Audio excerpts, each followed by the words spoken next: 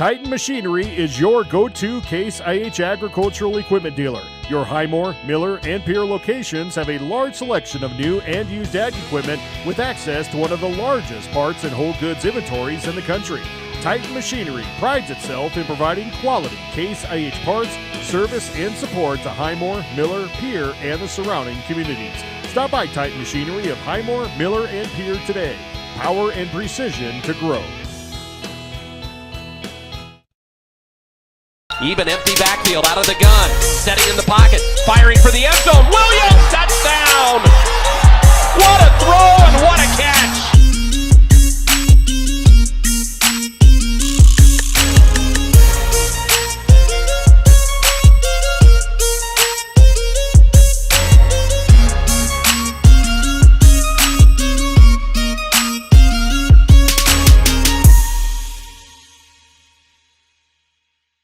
Even empty backfield. The Fieldhouse in Pierre is your premier spot to watch all the sports, from your local Govs and Lady Govs, as well as Buffs and Lady Buffs, all the way up to your favorite big league teams. Kick back and relax with a pizza, nachos, burgers, or one of our air-fried appetizers. Wash down the food with your pick from our array of premium beverages. Between the action, be sure to check out the unique and plentiful memorabilia throughout the building. We can't wait for you to come in and watch the games with us broadcast on liveticket.tv. The Fieldhouse in Pierre. The Corner Station Convenience Store and the Crossing Pub are both conveniently located on Pleasant Drive in Pierre, South Dakota. At the Corner Station, grab your favorite hot and cold beverages and snacks while filling your vehicle up with Cenex brand gasoline. The Corner Station also features a super tunnel car wash to keep your vehicle sparkling clean. At the Crossing, grab a cold beverage and check out their selection of appetizers while watching the Stanley County Buffaloes and Pierre Governors live on their big screen televisions. Best of luck to all area students from the Corner Station and the Crossing.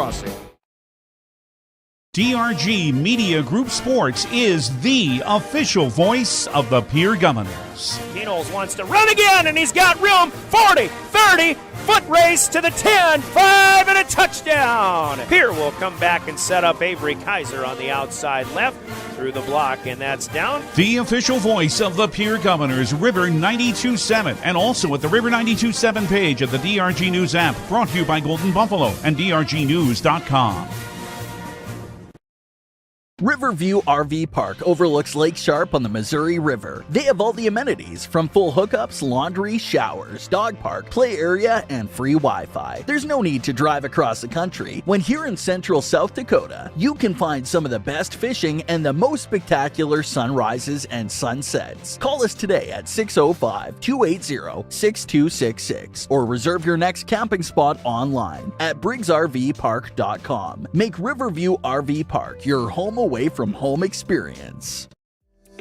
John Hoffman Electric is your neighborhood electrical service contractor, and so much more. No job is too big or too small for our team of professionals. We pride ourselves on keeping up with new technologies, such as Aerial, an augmented reality visual tool used to customize and experience a finished space before breaking ground. So whether you're building new or renovating a home, farm, or commercial space, let John Hoffman Electric light the way. John Hoffman is a proud sponsor of all local activities broadcast on Live Ticket TV.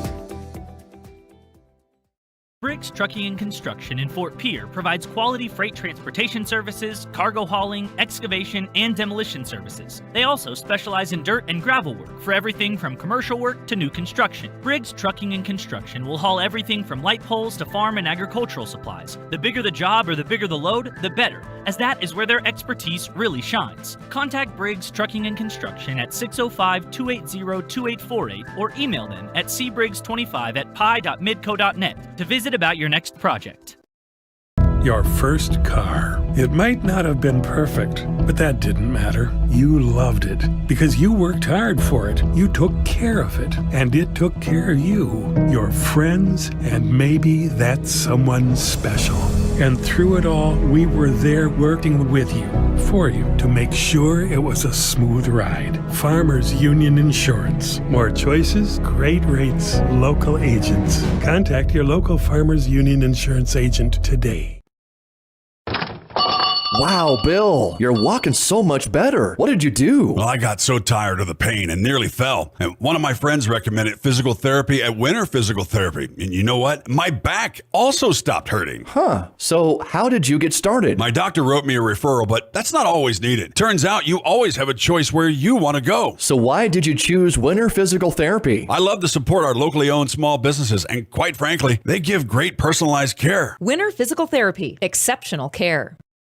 For over 130 years, Bank West has earned long-term customer relationships by continually adapting to current customer needs while never losing touch with its South Dakota roots. With all our branches and our corporate offices firmly rooted in South Dakota, you can count on Bank West for solutions and service backed by hometown values. We've been there and we'll be there. Bank West. Convenient, connected, committed. Learn more at bankwest-sd.bank. Member FDIC. At Wilbur Ellis, our forward-thinking approach to crop protection, nutrition, and seed development combines years of service and expertise to the latest technology wherever you are, whatever your needs. We offer seed sales, providing Integra, DeKalb, and NK seed, fertilizer and chemical application, which includes ground and air spray, and more. Much more. We're proud to sponsor all area sports and activities. With locations in Miller, Highmore, and Blunt. Wilbur Ellis. With our new online loan application, you can go to our website and apply for a loan when it's most convenient for you. We make getting loan approval fast and easy. Our local lenders are available to assist you if you have any questions. We make it pain-free to get that loan you've been wanting. We're an equal housing lender. Oahe Federal Credit Union, your hometown credit union since 1955.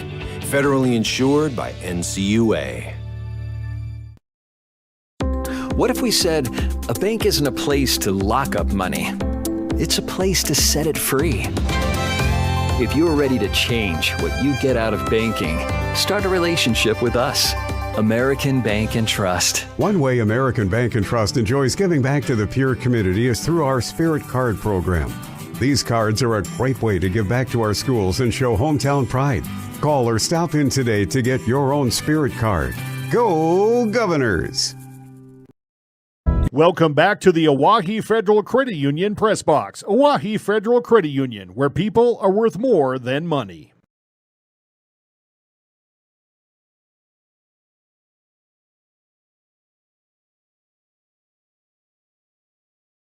Welcome back to the Oahe Federal Credit Union Press Box. Oahe Federal Credit Union, where people are worth more than money.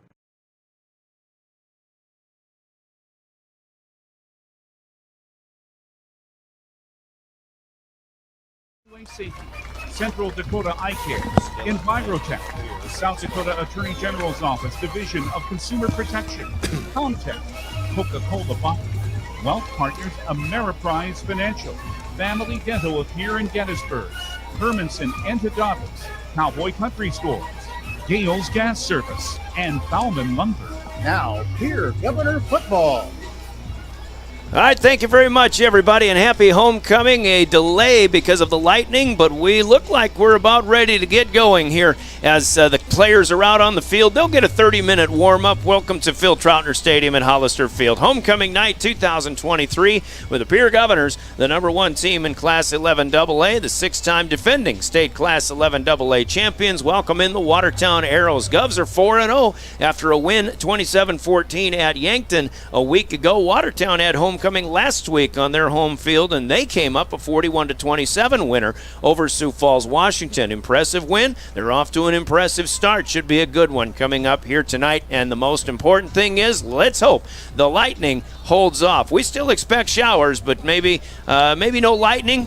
At least not for the next 3 hours or so. That would be very much appreciated. Joined by John Wayne Calda back home in the home press box here tonight. Coach Calda, you've seen the team playing this year. You know that it's another Governor team that has their eyes on another state championship, but they were tested last week in that game at Yankton, and I think we saw and we learned a little bit, and they learned a little bit about themselves in that game last week. Yeah, I think we learned a little bit about Yankton a little bit, just underestimating, I think, them and coming in and playing a good game. But Just been really impressed with just the overall defense this year, just how they're playing, and obviously anything up the middle right now with Sarda in the linebacker position, and you got Lucas Chamberlain that's basically playing a good edge for us, and just shutting down that run, and that's something I think is going to be key to tonight, is shutting down that run. Shutting down the run has to be key. Juven Hudson and for the Watertown Arrows, in my opinion, probably the best running back in the state at the 11-man level. He gets some open space, he's gone. He's a fast one, so you better cut your angles down if he does get in the second level.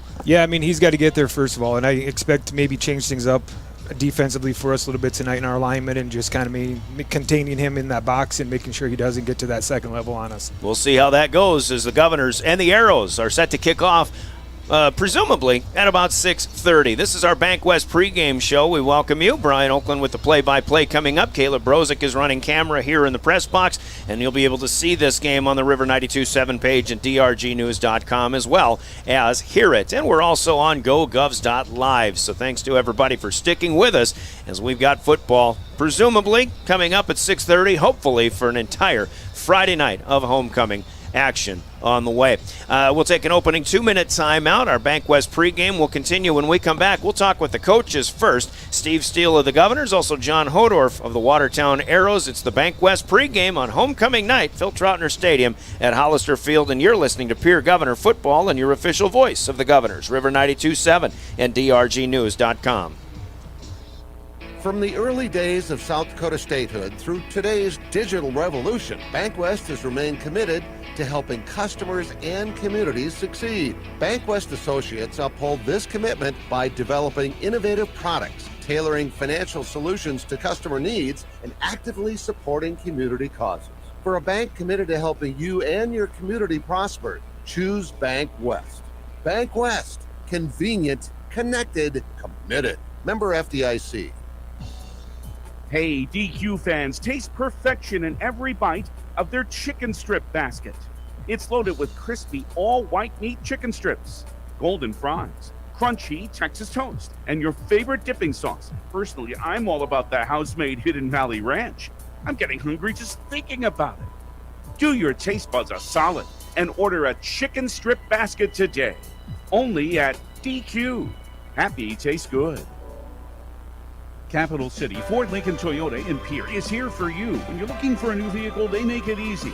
All available vehicle information so you can spend less time researching and more time enjoying your purchase. Shop their extensive inventory from home at capitalcityfordtoyota.com or stop in to Capital City Ford Lincoln Toyota at 518 East Sioux Avenue in Pierre. Count on them for your service needs with convenient scheduling and in-stock parts. Capital City Ford Lincoln Toyota in Pierre, 605-224-7378. One team. The Pierre Governors know what that means, and so do the men and women of the Hughes County Jail. No matter how good you are, working with a good team makes you better. To be the best, that takes teamwork. So if you'd like to know more about the available positions at the Hughes County Jail and be a part of their team, log on at hughescounty.org. Click on the Sheriff tab. Detention deputies and nursing positions are available.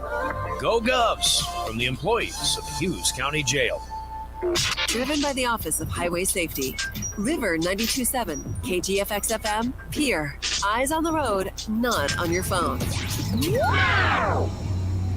Welcome back to Phil Troutner Stadium in Hollister Field, and welcome again to our Bank West pregame show. We just heard from the Hughes County Jail, and they sponsor our place of business, so to speak. It's the Hughes County Jail broadcast booth, the origination of our broadcast, both from an airwave standpoint on River 92.7 and from a video standpoint. This is where you'll be seeing this game from when watching it on drgnews.com or gogovs.live, whatever the case may be. It's the Hughes County Jail broadcast booth, and thanks to all men and women who work at the jail for doing a first responder's bit of duty. We will also remind you as you go to and from South Dakota high school sports or whatever the occasion, the South Dakota Office of Highway Safety celebrates being a part of a team. They remind us all to buckle up every trip, every time. It's the South Dakota Office of Highway Safety. A little bit later on, if given the opportunity in our pregame, we'll take a look around Class 11 AA, but they're not going to be announcing starting lineups tonight, so on the field, a bit of an abbreviated pregame. We're going to start with our coaches' conversations and keys to success. A little bit later on, we'll speak with John Hodor for the Watertown Arrows, but let's start our Central Dakota Eye Care Keys to Success, talking with Coach Steve Steele of the Pierre Governors. Here's what the coach had to say.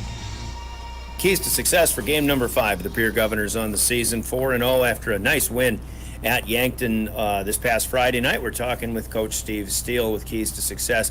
27-14, Coach. Finally, it had to feel good. We talked post-game about how nice it was to get a good test from a real good Yankton team. And now I think you've got a run of games where you're really going to get tested. So, the guys probably learned quite a lot about themselves and what they're capable of this season. Yeah, the gauntlet was just getting started, last week, and it doesn't get any easier the rest of the way. Watertown's a really good team. They do a lot of things really, really well, and they're very similar. They're similar on defense to Yankton and kind of the anti-Yankton on offense. But, it was really good to see the guys pull through last week, stick together, stay the course, and find out that they can be challenged and rise above. So hopefully we can keep going. You look at, we've been talking about your defense all season long. I mean, their first touchdown was just a 25-yard drive after they had a nice takeaway. Other than that, you're only giving up one good sustained drive on their part. So the defense is still very, very good. Yeah, I mean, they did an amazing job keeping us in. Obviously offense didn't do very much the first half against Yankton, and to go into halftime 7-0 was huge, because that really allowed the offense to stay in a game plan, and kind of trust what we were doing and not feel like we had to panic and force the issue too early. And they really bought us time to figure that part out. And then obviously once the lead happened, they just kept holding them. So really, really awesome performance by that side of the ball. Seems strange that the offense in that second half was really reliant on the running game. How strange was it for you to be comfortable or you have to get comfortable maybe calling more running plays than pass plays? Yeah, I mean, it's kind of fun. At the root of it, I was an offensive lineman back, in playing days. And so running the ball is always fun and the goal. Just the last couple of years, that just wasn't the team we had, so it's kind of showing more and more that is the team we do have this year. And it's, we've got a lot of different weapons, a lot of different angles we can run from and run with, so I think that's making it a lot of fun. Watertown is your opponent this week, and obviously the face of the franchise there is Juven Hudson, one of the best running backs you'll see all year. Yeah, I mean, it's a very different game plan in the defensive side in the sense that last week he had to be able to run with receivers and not lose people throughout the scramble drill. This week you got to be in your spot, because if he hits the hole fast, he's gone. There's no easy way of saying that or hard way of doing that. If he gets through that first level, he's gone. So we've got to make sure we're there, and we've got to stop his momentum and continue to pile up on gang tackling. They had an impressive win over Sioux Falls, Washington last week, and they seem to find a passing game too. Yeah, and I think that's the part that's overlooked a lot, is because everyone does focus so much on Hudson that their play action game's really good. Their quarterback's got a good arm, and they've got some receivers that can go out there and get open, if you're not watching them and being ready for that time that they are going to, play action and put it up. So they've shown that ability to do both of those. They had some success doing that with Yankton too. But, I said that's the biggest thing, is you can't let Hudson beat you, but you also can't only focus on him. Looked like Washington's quarterback had a lot of passing yards and a great day too, though, against them. Yeah, their defense, their DBs had a little bit of a tough game against Washington. Washington's got a couple really good players, a couple good receivers. Washington didn't run the ball very well on them. So that's going to be a change. We can't just obviously abandon the run game and throw the ball 60 times. So, we're going to have to find a little bit more success than they did. Okay, keys to success against the Arrows? Yeah, I think defensively it's just discipline. I think they're playing outstanding right now. Can they continue to be disciplined and consistent and keep playing the way they have been playing? And offensively, it's going to be having a quicker start. We don't want to have to get into the problem-solving mode again that we were in for a quarter or 2.5 quarters. So if we can come out hard and come out sharp, then I think that'll be better. And likely a rainy day. I mean, how do you practice for conditions that are less than perfect, I guess? Yeah, I think on grass, we practice on grass, obviously, so there's a little bit less, with the rain there, because obviously on turf is going to be better footing in a rainy day than on grass. But, practicing on grass, I don't think that'll be a huge issue. I guess it depends just how soggy we are here. But, I don't think that'll be a big problem. All right, Coach, happy homecoming. Good luck tonight. Thank you. Steve Steele, the Governor head coach, and Coach could have a special night of his own. If the Governors get a win tonight, it'll be win number 72 in what is still just an 8-year career for Coach Steve Steele. That would tie him with a great one, Coach Phil Troutner, from his years back in the 60s and 70s as a football coach. In fact, such a great man in Pierre Governor sports lore that they named the stadium after Phil Troutner Stadium and Hollister Field, and Coach Steele can tie Coach Phil Troutner with a win at 72 all-time football wins if they get by the Watertown Arrows tonight. Coach's comments, keys to success with the coach, sponsored by Central Dakota Eye Care in Pierre. We'll hear from them, and then we'll come back, and it'll be John Hodorf of the Watertown Arrows, the visiting team, when we return with more from our Central Dakota Eye Care keys to success. This is Governor Football. The key to success starts with vision. Hi, this is Dr. Matthew Blazek of Central Dakota Eye Care. Regular, yearly comprehensive eye exams are key in finding eye problems before symptoms appear. Call us today at 224-6128 and schedule an appointment. New patients are always welcome. The staff at Central Dakota Eye Care is proud of our area youth and support their high school activities. Best of luck in the game. Central Dakota Eye Care, 640 East Sioux Avenue in Pierre. Better vision for a great life. All right, our keys to success will continue with the visiting head coach, John Hodor, for the Watertown Arrows. Coach, off to a good 3-1 mark. What I thought was a pretty impressive win over Sioux Falls, Washington on your homecoming last week, 41-27.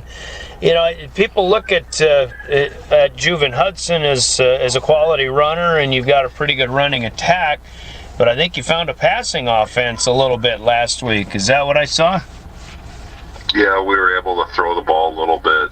They really packed the box and tried to take care of Juve and take him completely away from us. So we were able to get some yards in the passing game and scored a couple touchdowns that way too. I imagine that's what a lot of opponents do, try to focus on the run and maybe have to take their chances with whatever else you can throw at them. Is that what it seems like in the first half of the season so far? Yeah, no question. And I mean, if I was going to play against us, that's what I would do too. Juven's a pretty special player. You got to definitely account for him wherever he's at on the field.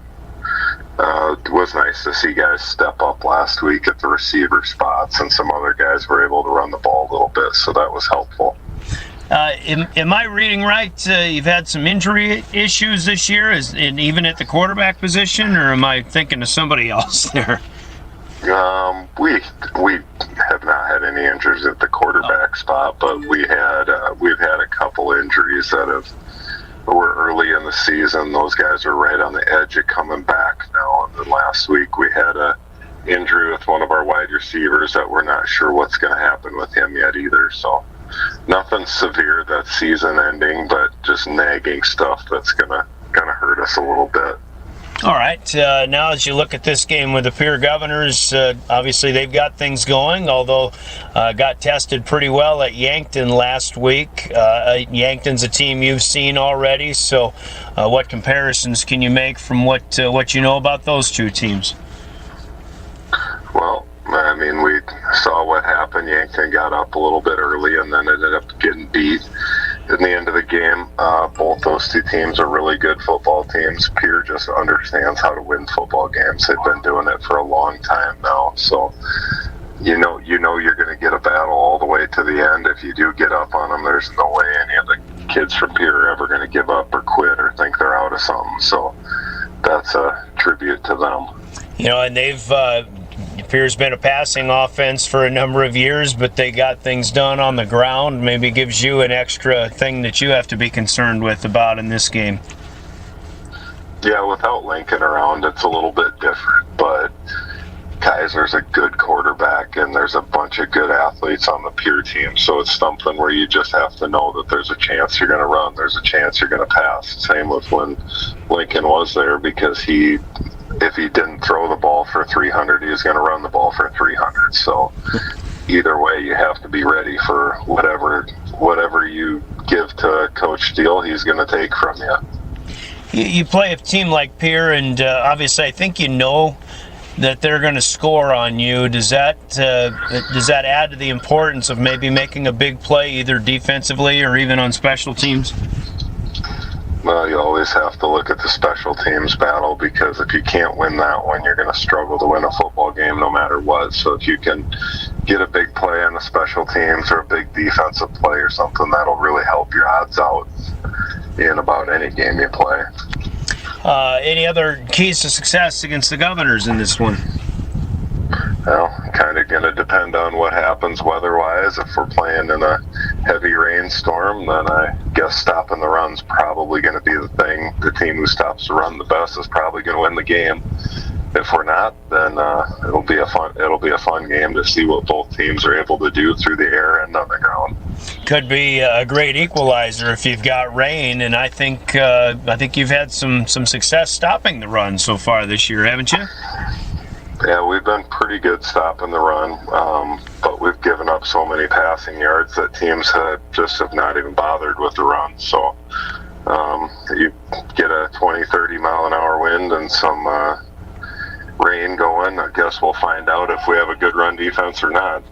All right, Coach. Hey, appreciate your time, and good luck to you. Thank you.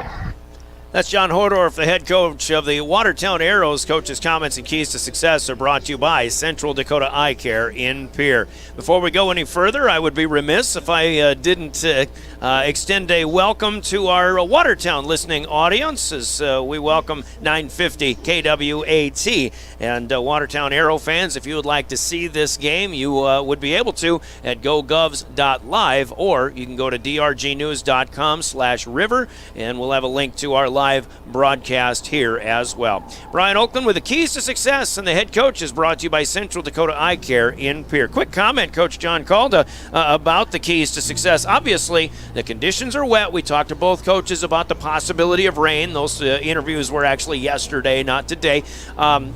You've got a wet field. You're going to have a wet ball. It just goes without saying. The biggest key is hanging on to the football tonight. Yeah, that's going to be a big change, I think, for both teams. Is, obviously they're going to be heavily run, and I think we're going to have to transition into a heavy run offense. But after watching us in Yankton last week with Trey and with Brock in the backfield, again, I don't think that's going to be a big concern for us, is whether or not we can get that going. But yeah, obviously holding on to the ball is going to be a big deal. But obviously, if you get into 3rd and long, their teams are going to want to throw the football, and that's not easy in conditions like what we're seeing either. No, and that's, you kind of talk Watertown, and we talk them up, and their coach talks them up on how they're heavily run, but they got a couple wide receivers that are pretty quick. And if there's any one thing we probably need to work on with their defense at all this year, it's maybe just that deep coverage on not letting those guys get deep like we seen a little bit last week with Yankton. We saw a great passing offense from Watertown a couple of years ago. Last year, a little bit more inexperienced, but those guys are another year older, another year better. It's going to be a fun one tonight, even though it will be on a wet field. Once again, keys to success brought to you by Central Dakota Eye Care in Pierre. We've got time for another 2-minute timeout. Starting lineups will be coming up next. They're brought to you by Envirotech, and we'll meet the teams when we return with more of our Bank West pregame. This is Governor Football. From the early days of South Dakota statehood through today's digital revolution, Bank West has remained committed to helping customers and communities succeed. Bank West Associates uphold this commitment by developing innovative products, tailoring financial solutions to customer needs, and actively supporting community causes. For a bank committed to helping you and your community prosper, choose Bank West. Bank West, convenient, connected, committed. Member FDIC. There's an app for everything, including high school sports, from the stations of DRG Media Group. Download the DRG News app from the App Store or Google Play. It takes only a moment, so you'll have it in time for this game. See live and archive video of all games. And when you select your favorite station during the live stream, the video will immediately pop up. See Central South Dakota High School Sports on your phone or mobile device with the DRG News app. Download it now from the App Store or Google Play. At American Family Insurance, we help protect what you've achieved so you can fearlessly go after your dreams. For auto, home, business, and life, contact us today. American Family Insurance. Insure carefully, dream fearlessly. American Family Insurance, Life Mutual, Standard of Ohio and Wisconsin Company, 6000 American Parkway, Madison, Wisconsin, 53783. Call the Brittany Scheffelbein Agency, LLC, with offices in Pierre, Oneida, and Gettysburg. Join the family at Envirotech in Pierre. They're a community-based business, and they're seeking a route driver with or without a CDL certification and will train and help you with the investment of gaining your CDL. Earn a $7,500 sign-on bonus plus a $3,200 annual safety bonus. Wages start at $18 an hour or more depending on experience. Full benefits after 60 days. If you are energetic, self-directed, and are looking for a great long-term place to be, Envirotech is the place. Apply at wasteconnections.com. Equal opportunity employer. Back at Phil Troutner Stadium in Hollister Field, it's time for the starting lineups. They're brought to you by Envirotech in Pierre. And let's meet the Watertown Arrows, the visiting squad here tonight in the capital city. They'll start with quarterback Trayton Himrick. He's a junior 150-pounder. Behind him, most notably, Jubin Hudson, the 175-pound senior, and as fast as they come, I think, on a football field in Class AA. Also expect to see Owen Sparts in the backfield from time to time, a senior at 160 pounds.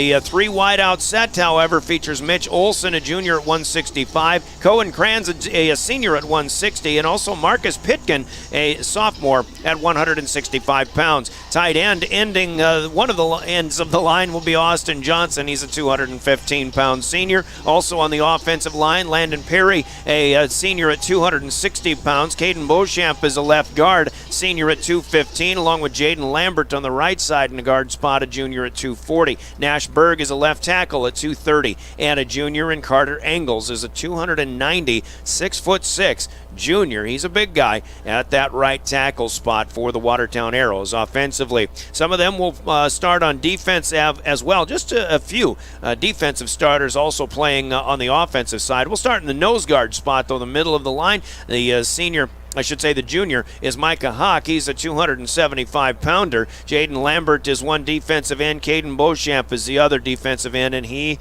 is tough to work with when you're staring across from him. Caden Beauchamp will watch for him to make things happen on the defensive line. The linebackers on the outside will include Simon Hendricks, a senior at 205. Spencer Wenches, the 215-pound junior. Austin Johnson starts as an inside linebacker alongside Caden Decker, a 160-pound sophomore.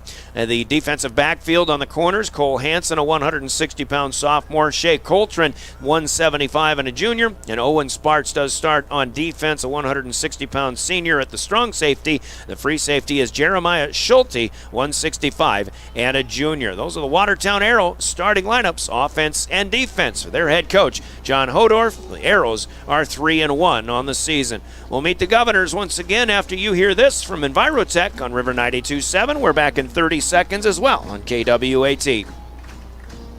Join the family at Envirotech in Pierre. They're a community-based business, and they're seeking a route driver with or without a CDL certification and will train and help you with the investment of gaining your CDL. Earn a $7,500 sign-on bonus plus a $3,200 annual safety bonus. Wages start at $18 an hour or more depending on experience. Full benefits after 60 days. If you are energetic, self-directed, and are looking for a great long-term place to be, Envirotech is the place. Apply at wasteconnections.com. Equal opportunity employer.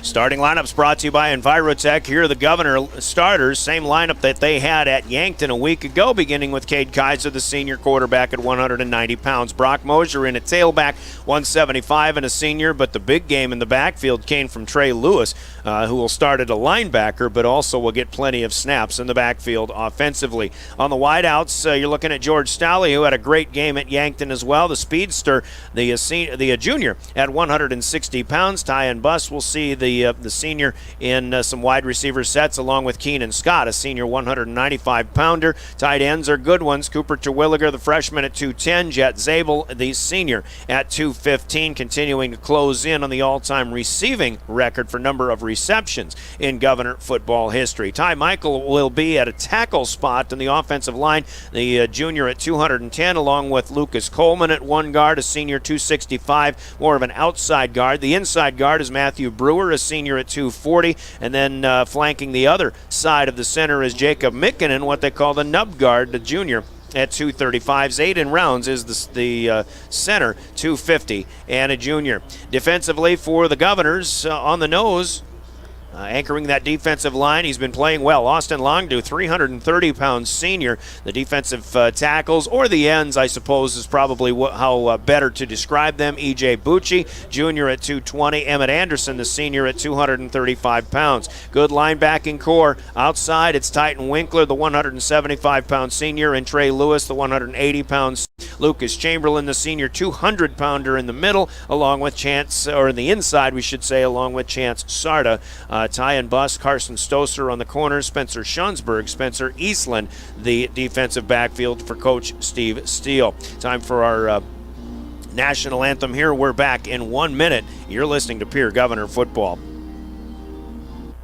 Dakota Storm Roofing is a locally owned roofing company in Pierre, specializing in both residential and commercial roofing services. They can handle your asphalt shingle, metal roofing, and flat roof needs. New construction, plus all types of roof repairs. They can handle the finishing touches, adding fascia, soffit, and gutters too. No job is too big or too small. For a free estimate, call Dakota Storm Roofing at 280-9794. Go to dakotastormroofing.com or find them on Facebook or Instagram.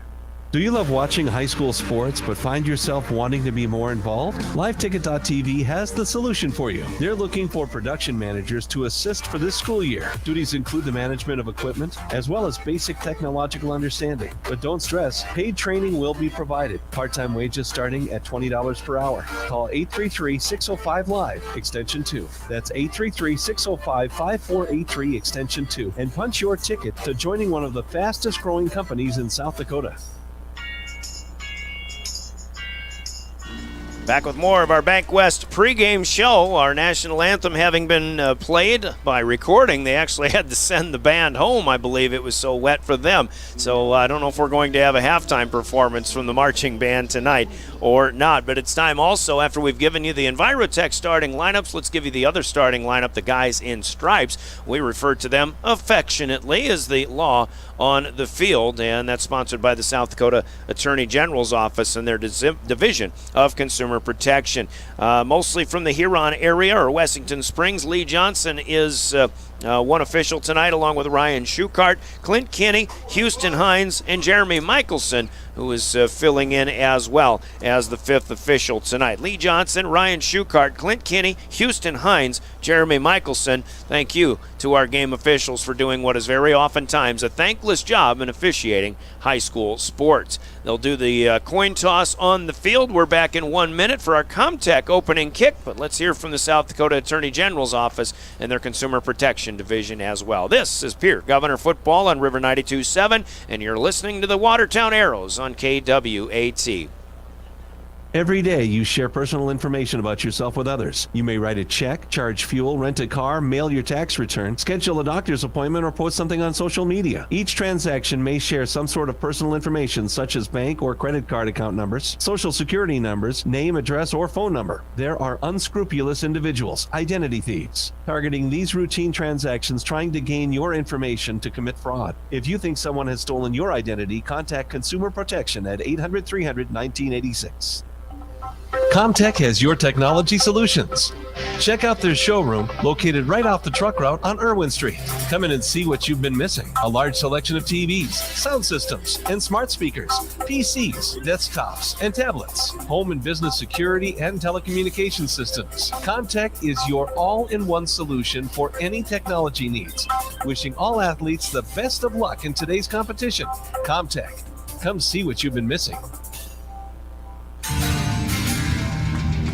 Welcome back to Phil Troutner Stadium at Hollister Field as we get set for a 6:30 kickoff. Normally we'd be kicking off at 7. They moved the game back an hour to 6 o'clock, but we still got delayed a half an hour. But here we are, ready to go. Phil Troutner Stadium at Hollister Field, homecoming night for the Pierre Governors. Brian Oakland along with John Calda outside, Caleb Brozick on camera, and we welcome also Colby Carey for doing our audio production in our River 92.7 studios, and we're broadcasting worldwide as well at drgnews.com. The Governors bringing out the black on black tonight for homecoming green helmets And they'll be heading from right to left. They're going to kick off as Watertown wins the toss, and they have elected to receive. Arrows are out in road white with the purple numbers and gold trim, the purple helmets, purple pants. It will be Juven Hudson, the deepest of the deep backs, standing at his 5-yard line.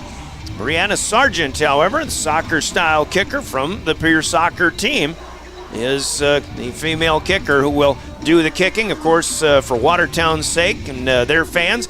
We'll also have Ryan Berry from the girls soccer team who does most of the place kicking as well. Now, in this case, be aware that Bria Sargent may do the kicking, or Jet Zabel is also out there. He put a big boot into one and sent it to the goal line into the end zone a week ago in Yankton. This is one of a handful of games in 11AA tonight. Pierre hosting Watertown. Big game tonight in 11AA as Yankton playing at T area. That had some excitement earlier. Back-to-back kickoff returns for touchdowns. Yankton was leading 21-7. We'll get you the rest of the schedule later, but boom! Actually, it's a missed kick here by Jet Zabel. I don't know if that was intentional or not. It didn't look it, but there's a scrum for the football, and the Comtech opening kick right at or near the 50-yard line, and it's Governor football.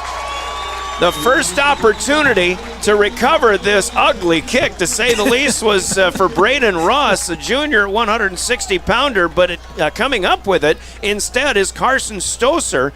And again, already a wet football affecting maybe the opening kick, but even affecting the opening fall, so to speak, Coach Calda. Yeah, I guess we're going to see it early, aren't we, with that slippery ball? Yeah, I don't know if he planned on doing that at all, but obviously an advantage for us going forth here. I guess that'll go as a fumble and a turnover right off the bat. So the Governors, who kick off and will receive the second half kickoff, essentially get the first half kickoff in their benefit also. They'll start right at the 50-yard line. Here we go. Right to the air goes Cade Kaiser. He's looking for George Stalley. He's got him. Those two were a great combination in the second half a week ago. A gain of 20-plus inside the Watertown 30-yard line, brought down to the 26. And just like that, the Governors are off and running. Not running the ball in the wet conditions, but throwing it. That's a gain of 24 to the 26-yard line. A great job there by the offensive line, just giving him enough time to sit back and get his read and finally hit Stalley across the middle there. Brock Mosier in the backfield. Actually, looks like Trey Lewis back there behind Cade Kaiser in the pistol. They'll go with Lewis. Lewis going to be stacked up, and the Arrows have been doing a pretty good job stopping the run. It looks like 78 here, Micah Hawk off the defensive line. One of the first to get there. And Beauchamp is also there. Those are going to be the two biggest playmakers on that D line, no doubt about it, for the Arrows. No gain for Trey Lewis. And it's 2nd and 10 at the 26-yard line. Empty backfield for Cade Kaiser. Moving from right to left. He'll go out to the far side flat, looking for Stalley again, but this one through his hands and out of bounds. And now 3rd and 10 coming up here. So a big play for the Governors through the air to start this drive. But a run that was stuffed. Now an incomplete pass. And it'll be 3rd down and 10. Be a good test for the offensive line again tonight. You know, last week with Yankton, some big defensive linemen coming at them, and I think, you know, probably a little bit outsized even tonight. So big hard clap here, and kind of similar to a hard count, but the Governors and their quarterbacks in the Steve Steele regime have just gone with the clap to ask for the snap. This time just a little bit too eager are the Arrows, and that's something I think every defense or every opposing team who comes in and plays the Governors just have to be ready for. But this one makes it, instead of 3rd and 10, now 3rd and 5. 10:55 to go, just a minute plus gone by. Pierre recovered what looked like a mistake, but turned into an onside kick to start the festivities here tonight. Cade Kaiser on a keeper. Started left, shuffled back to the right, and really just gets maybe a yard to the 20-yard line. We'll give him a yard, but it'll be 4th down and 4 on the first attempt for Cade Kaiser from the quarterback position, so a lot of credit here to Watertown for standing up the Governor running attack. It's 4th and 4, 4-down territory here at the 20-yard line, opening drive of the game with 10.5 minutes to go in the first quarter. No score yet. The Governors trying to keep things going. Here comes the blitz. Open. Kaiser, wide open, Jet Zabel. Touchdown, Governors. Kaiser hit as he throws, but he delivers it in time. And when the Watertown Arrows come with the blitz, nobody covered up the top receiver for the Pierre Governors. It is a 20-yard touchdown toss on 4th down from Cade Kaiser to Jet Zabel. Well, if we keep this up, our ball boys are going to have quite the job tonight, aren't they? They can keep everything dry for them. And fireworks on the touchdown before the PAT. Ryan Berry spotting up out of the hold of Cade Kaiser. Snap somewhat high, but he gets it down. Berry, kick is up, and it's good. And the Governors strike first. A 1-minute, 41-second drive in the opening possession, and they lead the Arrows on homecoming night 7-0. We'll pause for 30 seconds. The Governors kick when we return. You're listening to Pierre Governor Football. Your first car. It might not have been perfect, but that didn't matter. You loved it because you worked hard for it. You took care of it, and it took care of you, your friends, and maybe that someone special. And through it all, we were there working with you, for you, to make sure it was a smooth ride. Farmers Union Insurance. More choices, great rates, local agents. Contact your local Farmers Union Insurance agent today. Welcome back to the Owyhee Federal Credit Union Press Box. Owyhee Federal Credit Union, where people are worth more than money. Governors take what looked like a mistake, and they get some good luck, and they turn it into a 50-yard drive, done in 5 plays. But on 4th and 4, Cade Kaiser to Jet Zabel from 20 yards out, wide open as Watertown left him unattended. Coming on the blitz, that drive started with a 24-yard pass play from Kaiser to George Stalley as well. Now Bria Sargent and Jet Zabel both out there. We'll see if Zabel tries a deep kick this time, or if Sargent puts what turns into more of a pooch into it. And she's been very good at placing the football in on kickoff coverage here for the Governors. They're both kind of looking at each other. Are you going to do it? I'm going to. Nope. Sargent with the little pooch taken at the 30-yard line by a Watertown up man. And a 10-yard return out to the 40 for number 11, Braden Ross, who had that, 17 rather. Marcus Pitkin, one of the receivers that we expect to see in the offensive set. So the Arrows will have it out at the 40. They'll move from left to right, west to east. The flags are resting right now, although with our windows open, we kind of expected some breeze. It feels like it's blowing through here, but out on the field, a pretty calm night despite the rains that we had earlier that delayed this game a half an hour. 10:14 to go in the first. Arrows start in good field position. And get ready to watch Juven Hudson. He's a single setback. In behind, Trayton Hemrick, the junior quarterback. Pitch it back. Hudson will go left side. Looking to get around the edge, and as long as you can keep your footing on a wet field, guys like Juven Hudson should stand to get some pretty good yardage if they get good blocking too. Arrows did a good job sealing off the edge. Hudson gets across the 45 to the 47, picks up 7 on his first carry of the night. That'll be a little different for him tonight too, just not being able to make his normal cuts that he has in the past. It's going to be basically just a straight line kind of running for him. That's why he's so hard to bring down mostly. I mean, you really kind of think of this guy in terms of a Barry Sanders who was better than everybody ever was. But here's Hudson again. Started right, did cut back to the left, tried to come straight up the gut on the far hash mark. The Governors cover him up. A gain of 2 to the 49. He's got a yard to go now on 3rd down coming up along with the rest of the Arrows here. Ball just inside the far hash mark.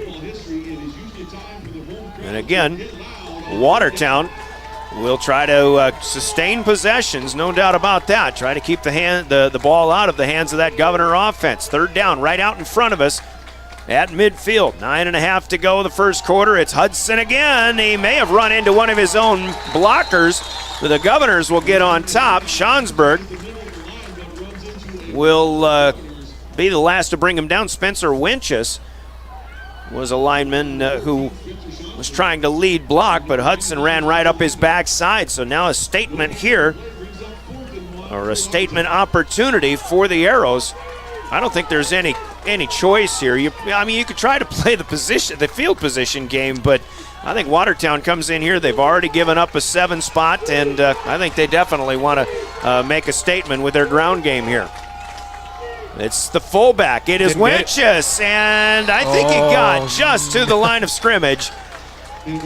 The line judge from across the way says he will get the first down, and I think that is about it, but just enough.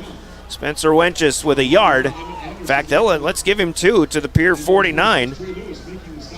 Trey Lewis in on the stoppage, and the Arrows get a 4th down conversion. A good game plan by defense right now. You kind of take a look at this same defense we played against T last year in this stack, where we're basically putting 9 guys in the box and just expecting them to run up the middle on us. And again, it's going to put a little pressure on our corners, making sure that they can get their job outside, but I just don't expect much coming up the middle on them. It's essentially a 3-4 defense, and we've got whistles here as the back judge was counting down 5 seconds. Watertown not ready to go. They need a timeout. Timeouts in our broadcast when they're on the field, especially, brought to you by Coca-Cola Bottling in Pierre. We've got 8:16 to go. Quarter number 1, Pierre on top 7-0 in the Governor's homecoming. We're back in 1 minute for more Pierre Governor and Watertown Arrow football, River 92.7 and KWAT. The Best Western Ramkota Hotel in Rapid City supports all South Dakota student athletes and their families. They are conveniently located off Interstate 90, close to downtown and minutes from the beautiful Black Hills. The Ramkota offers sports and family-friendly rates. Guests can relax for free in the indoor water park. They have 36,000 square feet of banquet and meeting space, and the award-winning Minerva's Restaurant and Bar is located on site. Best Western Ramkota welcomes everyone to beautiful Rapid City, South Dakota. We all want to be happy, but sometimes that doesn't feel possible.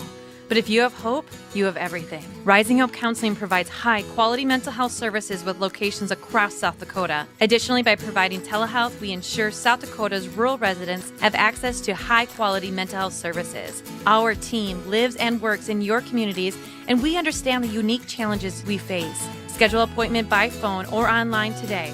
Rising Hope Counseling, offering hope, healing, and change.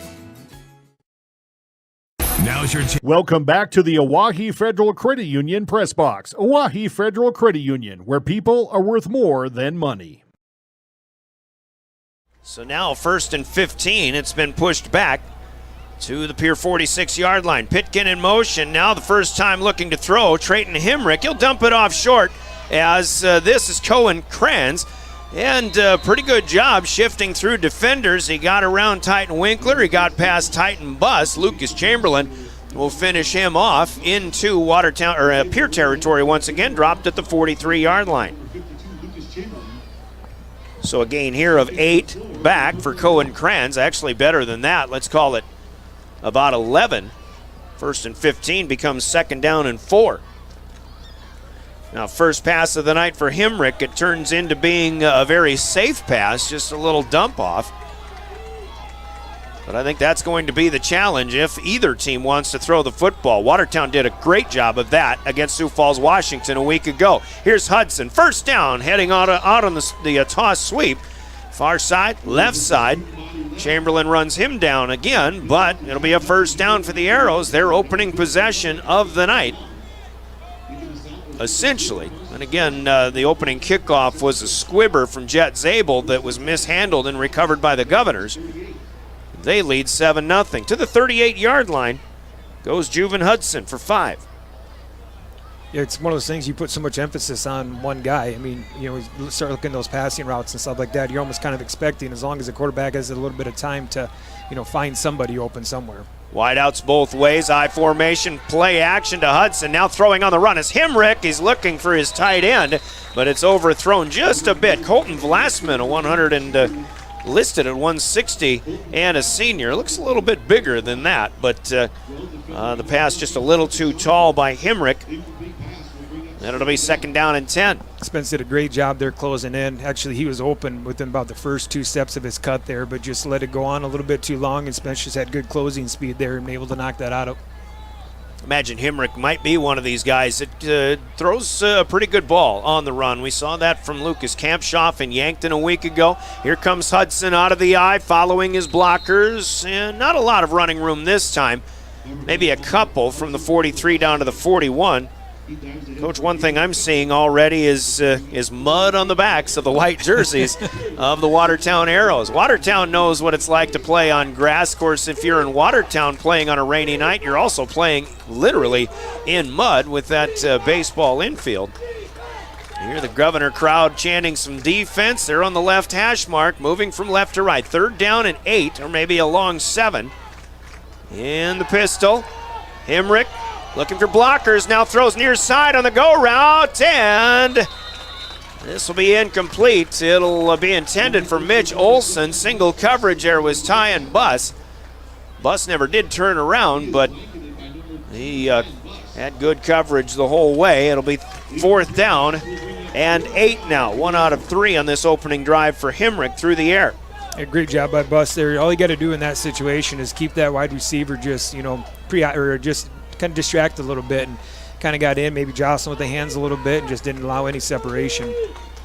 So 4th down and 8 here for the Arrows with 6:34 to go. Clock stopped with the incomplete pass in this first quarter. 7-0 Governors.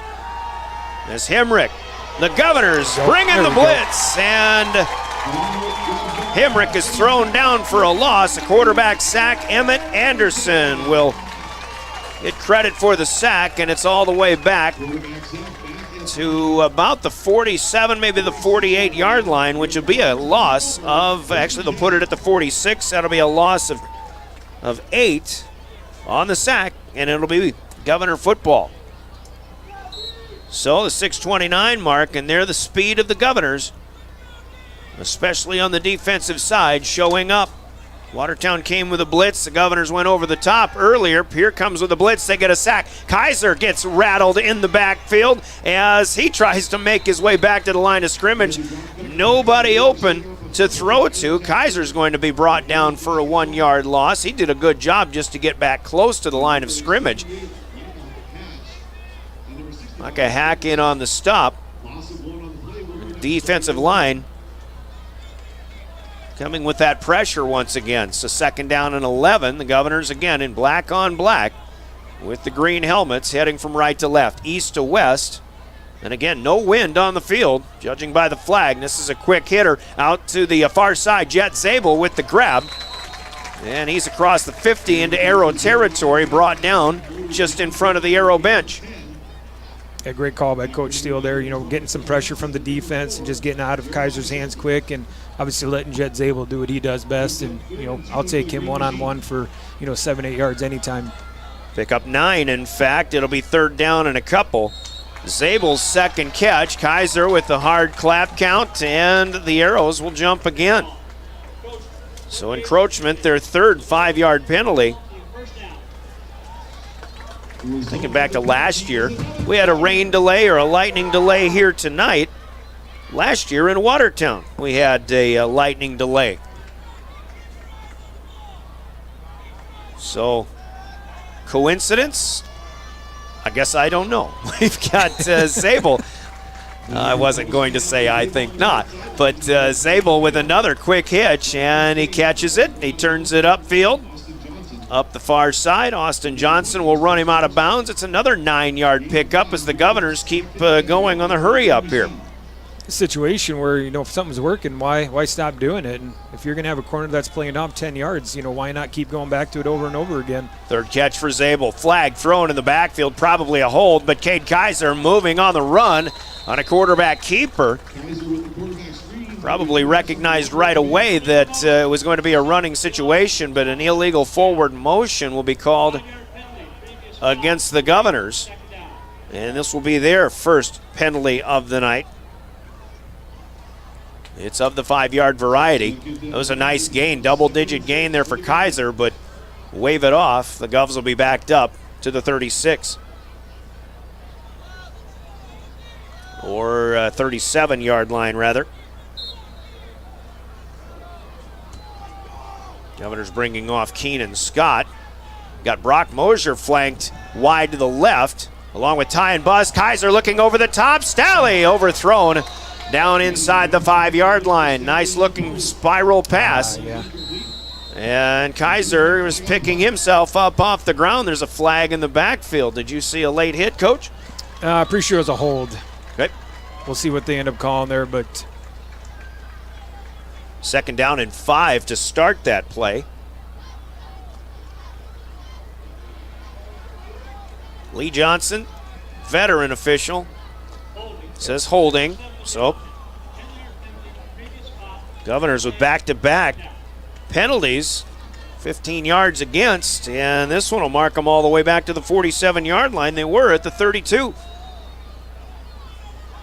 Personnel swapping. Cooper Terwilliger will come in at that right tight end spot. Mosier in the slot to the left. Stahlig flank to our near side. Over the middle again, and Ty and Bus is overthrown. Kaiser, in that first half at Yankton a week ago, he missed a few opportunities to hook up with Stalley in particular for long routes, but this time it is Ty and Bus who cannot get to it.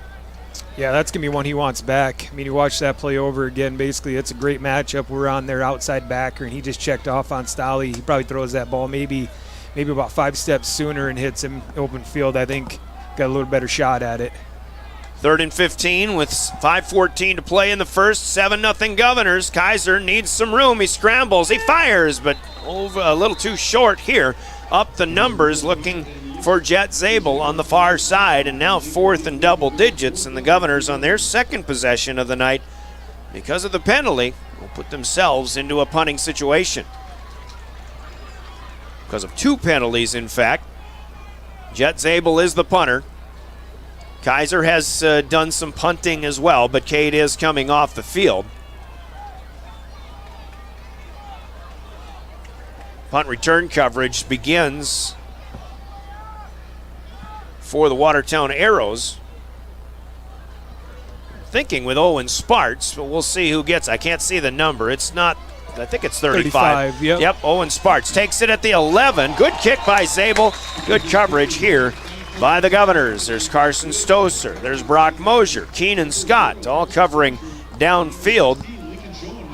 And Owen Sparts will put the Arrows at their own 13-yard line off of that punt.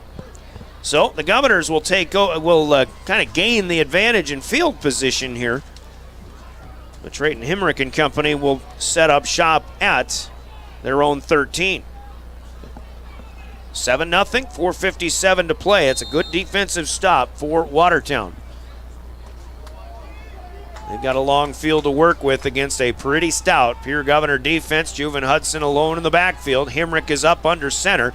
Toss sweep to the left side, trying to find him some room. Hudson comes up just on the far hash mark across the 15 toward the 20. And another good gain of about 7 yards on first down. Sixth carry for Hudson. Unofficially 23 yards so far. And all you're really seeing Watertown do right now is just that whole power by numbers game. They got that left side just loaded up and just giving him a little bit of room and hoping he can make some cuts in that backfield and eventually, shorten this field up a little bit for him. That's actually the 3rd time on first down they've been on this near hash mark, and they toss sweep and run Juven to the far side. Juven's coming to the right side this time, but the Governors will get in there and get him down for a minimal gain. Trey Lewis in on the stop, maybe a yard for Hudson to set up 3rd down and 2, a long 2, a shorter 3. Watertown content to let the clock run, obviously. We're under 4 minutes to go here in the first quarter. Govs lead 7-0, a 20-yard touchdown pass from Cade Kaiser to Jet Zabel. Zabel already with 4 catches on the night. If memory is correct, actually it's only 3. Under center, Hemrick, play action, 3rd down and 3, throwing against his body, pass is caught, nicely done, and then a push out of bounds of the ball carrier by Titan Winkler of the Governors. This is 82, which would be Vlasman. Colton Vlasman, the tight end. Man, such a good defense by Eastland there, or not Eastland, sorry, Spence. It was Eastland, wasn't it, over there? Number 3, I believe. Just shy jumping the route, and instead of just basically making the tackle there, but I mean, he was with him the whole time. Up it goes to the 38, a gain of 17 yards through the air. Hemrick's going on a keeper, sweep it to the left side. And to the short side of the field, he'll run out of bounds up near the 40. Chamberlain, the closest Governor to him, actually just give him a yard. It's at the 39, 2nd down and 9. So Watertown, I think it seems like they'll throw the ball when they have to, obviously, but they certainly would like to keep it on the ground as much as possible. Although here comes Cohen Kranz to the near side. He has a catch already in this one. Hudson alone in the backfield, but there is a wing on the left side. Far hash mark. Here comes Juven Hudson. Nope, no play. And presumably a false start here. Unless they... Yep, false start for the Arrows. It's their 4th 5-yard penalty already. 2 on offense, 2 on defense. Let's mark this one back to the 34. And it'll be 2nd down and 14. Really, Watertown's a team, Coach, that they've put points on the board this year. They've lost one game to Yankton, which was 31-20 2 weeks ago tonight. But they were down a little bit at halftime last week. Really had a great second half, though, against the Washington Warriors. Impressive win over a AAA team. Here's Hemrick airing it out on the run into triple coverage. Eastland had a chance to bring it in, but a nice job by Cohen Kranz to break that up. And the incomplete pass will make it 3rd down. Roughing the passer. Oh, the Governors, they hit Hemrick too late, so 15 yards, and Watertown's going to pick up a 1st down. Actually, it was 14 to go, but this one, moving at 15 to the 49, will make it a 1st down. Yeah, and for how they're slow playing things right now, you don't want to give them too many breaks and give them an opportunity to break one free here. But going back to last week, as far as scoring points, I mean, they did open the passing game up quite a bit in that second half, and I think one receivers had over 100 yards, I think, when the game finished at that time. So again, it's in the bag, but we just don't know if we're going to see it much tonight yet. I believe the receiver I saw that had a good game is Nathan Briggs. He's a 160-pound junior, but he was injured in practice this week. We don't know if we're going to see him here tonight. Option to the right side. The ball is out. Hemrick got hit. Or it's, I think that was 17 running the football, Marcus Pitkin. But he gets hit, and the wet football comes out. The Governors recover it at their own 45-yard line. And this will be a Governor takeaway. So the 2nd turnover of the night, including the opening kickoff, which Watertown was not able to keep in their grasp. This one taken away by the Govs. 1st down at the 45-yard line. Still 1st quarter. 3:07 to play. Kaiser and company. Cade back to pass, wants to go over the top. Stalling still overthrows him. Or I should say yet again, they just can't get hooked up so far here tonight. But the other thing, Coach, about the Watertown passing offense is they did give up a lot of passing yards defensively as well. In fact, I think I saw the Washington quarterback with about 450 yards. So the Governors are trying to exploit that. And I think we have. We're just not making the connections. Again, there's been 3 pass plays where we've had guys downfield and beating their coverage. Just need to take a little bit off of it. 2nd and 10, trying it again. Pump fake, but looking for Cooper Terwilliger. He's overthrown. He was better covered than Stalley was on the previous play. And this is, we got another flag down in the backfield here, though. Good coverage that time by the Arrows downfield. We'll check the marker, which is actually thrown 5 yards behind the line of scrimmage. 2:54 still to go in the 1st quarter. Governors are throwing the football more than we expected them to. This is a holding penalty on the Govs. And a spot foul, you mark it 10 yards back. Or did they just mark it back from the line of scrimmage? The ball is now at the 35. Of swapping personnel, but I'll tell you what, a lot of penalties so far. Both teams going to have to play by the rules a little bit better. Near hash mark, 2nd and 20. Kaiser takes the snap. He's by himself in the backfield. Got to roll out to the right to get away, and he is able to get rid of it. Looking for Brock Mosier. He short hops it, but another good chase by the Watertown defense. And I believe that's number 9, Austin Johnson, who ended up getting to him just a little bit late. Kaiser hits the deck. Cade Kaiser, 4 out of 9 through the air so far. Now 3rd down and 20. Clock stops again, 2:47. This has been a long first quarter of play. We're about 32 minutes into this ball game. Kaiser will try again. Steps up, steps out, tucks and runs, has the 40 to the 45. He'll be run out of bounds on the Governor's side down in front of us by Caden Decker. A good gain on the run, but it'll be well short of a first down, and the Governors are going to be faced at 4th and about 8 from their own 47. Call it a gain of 12 for Kaiser. But you got to give credit to the downfield coverage here, and Jet Zabel going to have to punt for the 2nd time. Yeah, I think that's something we could use to our advantage, though, too, as far as just, getting spreading our receivers out and just getting them downfield and, letting Kaiser maybe use his legs a little bit on some runs here. Zabel punts. Johnson gives chase. This one's off the inside of the left foot of Jet Zabel, but it does take a healthy Pierre bounce inside the 20-yard line. It'll be rolled dead at the 17. It turns into about a 36-yard punt for the Govs. Watertown has it. When we come back, let's sneak in a quick 30-second break on change of possession. Govs lead 7-0, 2.5 to go in the first. This is Governor Football with Watertown on River 92.7 and KWAT. Chance for a great deal on smoking fast fiber internet from Venture Communications. Upgrade to the speed you need, up to 1 gig. And with whole home Wi-Fi included as part of your service, experience no-lag gaming, your favorite music, web surfing, HD video streaming, and connect to the latest smart devices. If you're ready for an upgrade, call or visit Venture Communications online. Welcome back to the Oahe Federal Credit Union Press Box. Oahe Federal Credit Union, where people are worth more than money. It'll be 2nd down and 9.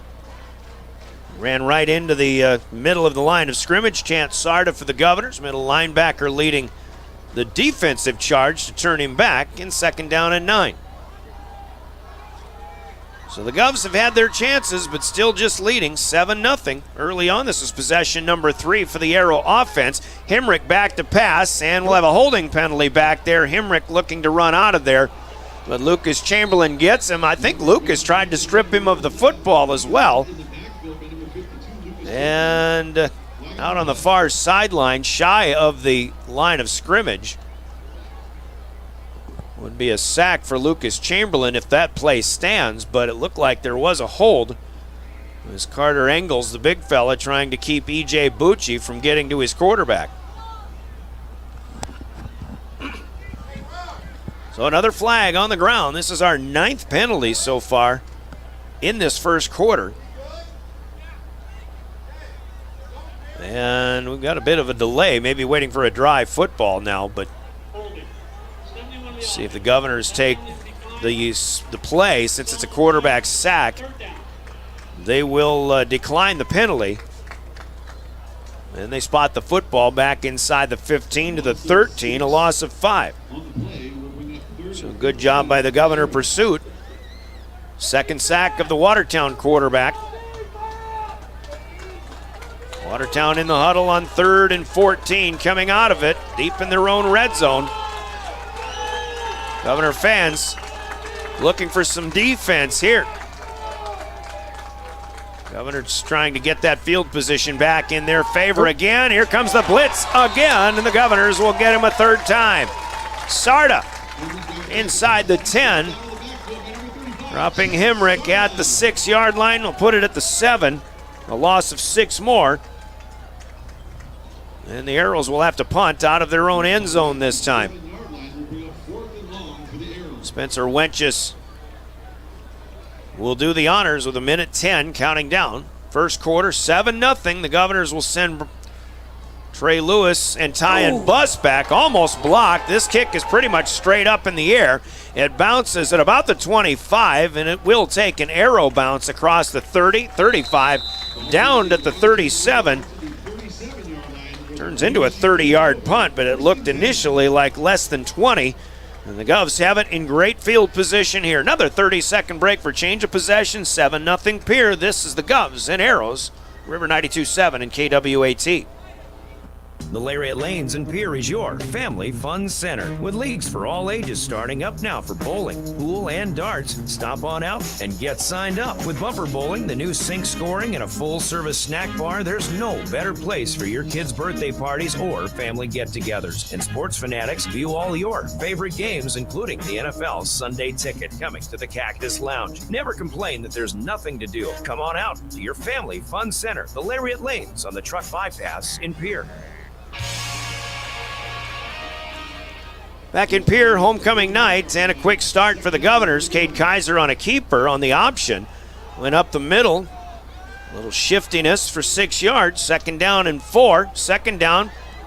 Bobbles the shotgun snap. Now he rolls out and has to get rid of it. He's out of the tackle box. But nobody home on the far side. Got one coach out there for Watertown looking with his hands out, wondering where intentional grounding is. But even in high school, I believe that tackle box rule applies. You just need to get it back to the line of scrimmage to prevent intentional grounding. Yeah, slippery ball coming into play there again. Just screwed up the timing. I think they were going to try to go to a little screen pass to Coop there. 20 seconds to go first quarter. 7-0 Governors. Kaiser takes the snap, gives it first time of the night to Brock Mosier. He bounces out to the right side, inside the 30-yard line. Still going to be short of a first down. Maybe by a couple of yards. They'll spot him just inside the 30 to the 29. And it'll be 4th down and 2, but that'll be the final play of our first quarter. We're on the Gales Gas Service scoreboard. The Governors score on their opening possession. A 20-yard touchdown pass from Kaiser to Zabel, and they lead 7-0. Scoreboard brought to you by Gales Gas Service in Pierre. As we pause for 1 minute, quarter number 2 coming up. You've got the Govs on River 92.7, your official voice for Pierre Sports, and the Watertown Arrows, 950 KWAT in Watertown.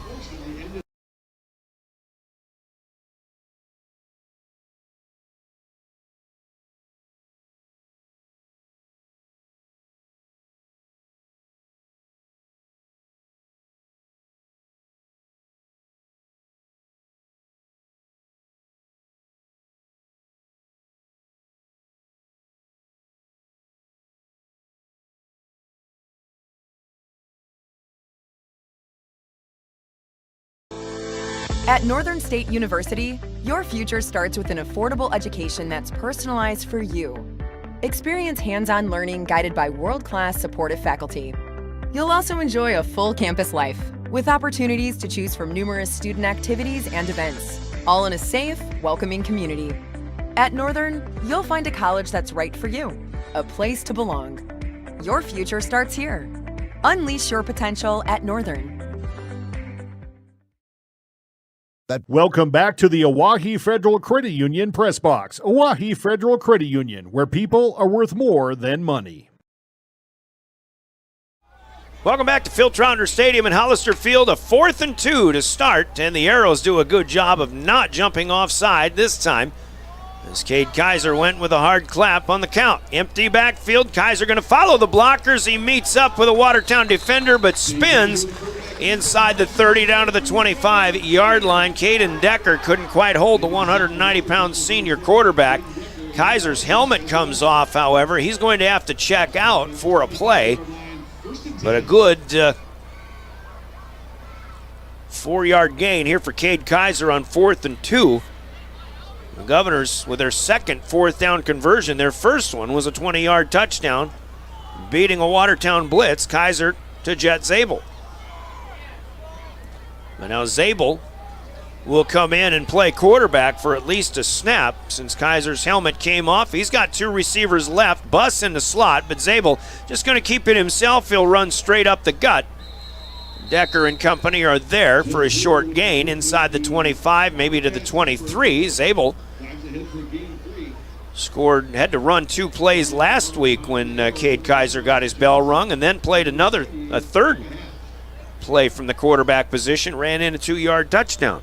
Yeah, you really got one option there when he comes into a quarterback, and we've seen it last week and again tonight. It's still, I mean, it's got to feel pretty good when other teams probably know exactly what you're going to do, and we're still getting 3 yards on a carry out of it. Great job by the offensive line there. 2nd down and 7. Let's call it the 22. Kaiser's back in. He gets Zabel for the 4th time. Quick hitter out here on the near side inside the 20, close to the 15. Wrestled out of bounds at that spot by Cole Hansen. Defensive back. It'll be 1st down, Pierre. Be kind of fun to watch here towards the tail end. Is Coach Steele going to be conservative or actually maybe open things up, because you come back to that screen there over and over and over again. Eventually I could see Stolle just flying downfield and be open on something deep as well. An 8-yard gain into the red zone. 1st and 10 from the 14 for the Governors, who lead 7-0. 10:45 early 2nd quarter. Kaiser going to the corner in the end zone. There's Zabel again. Touchdown.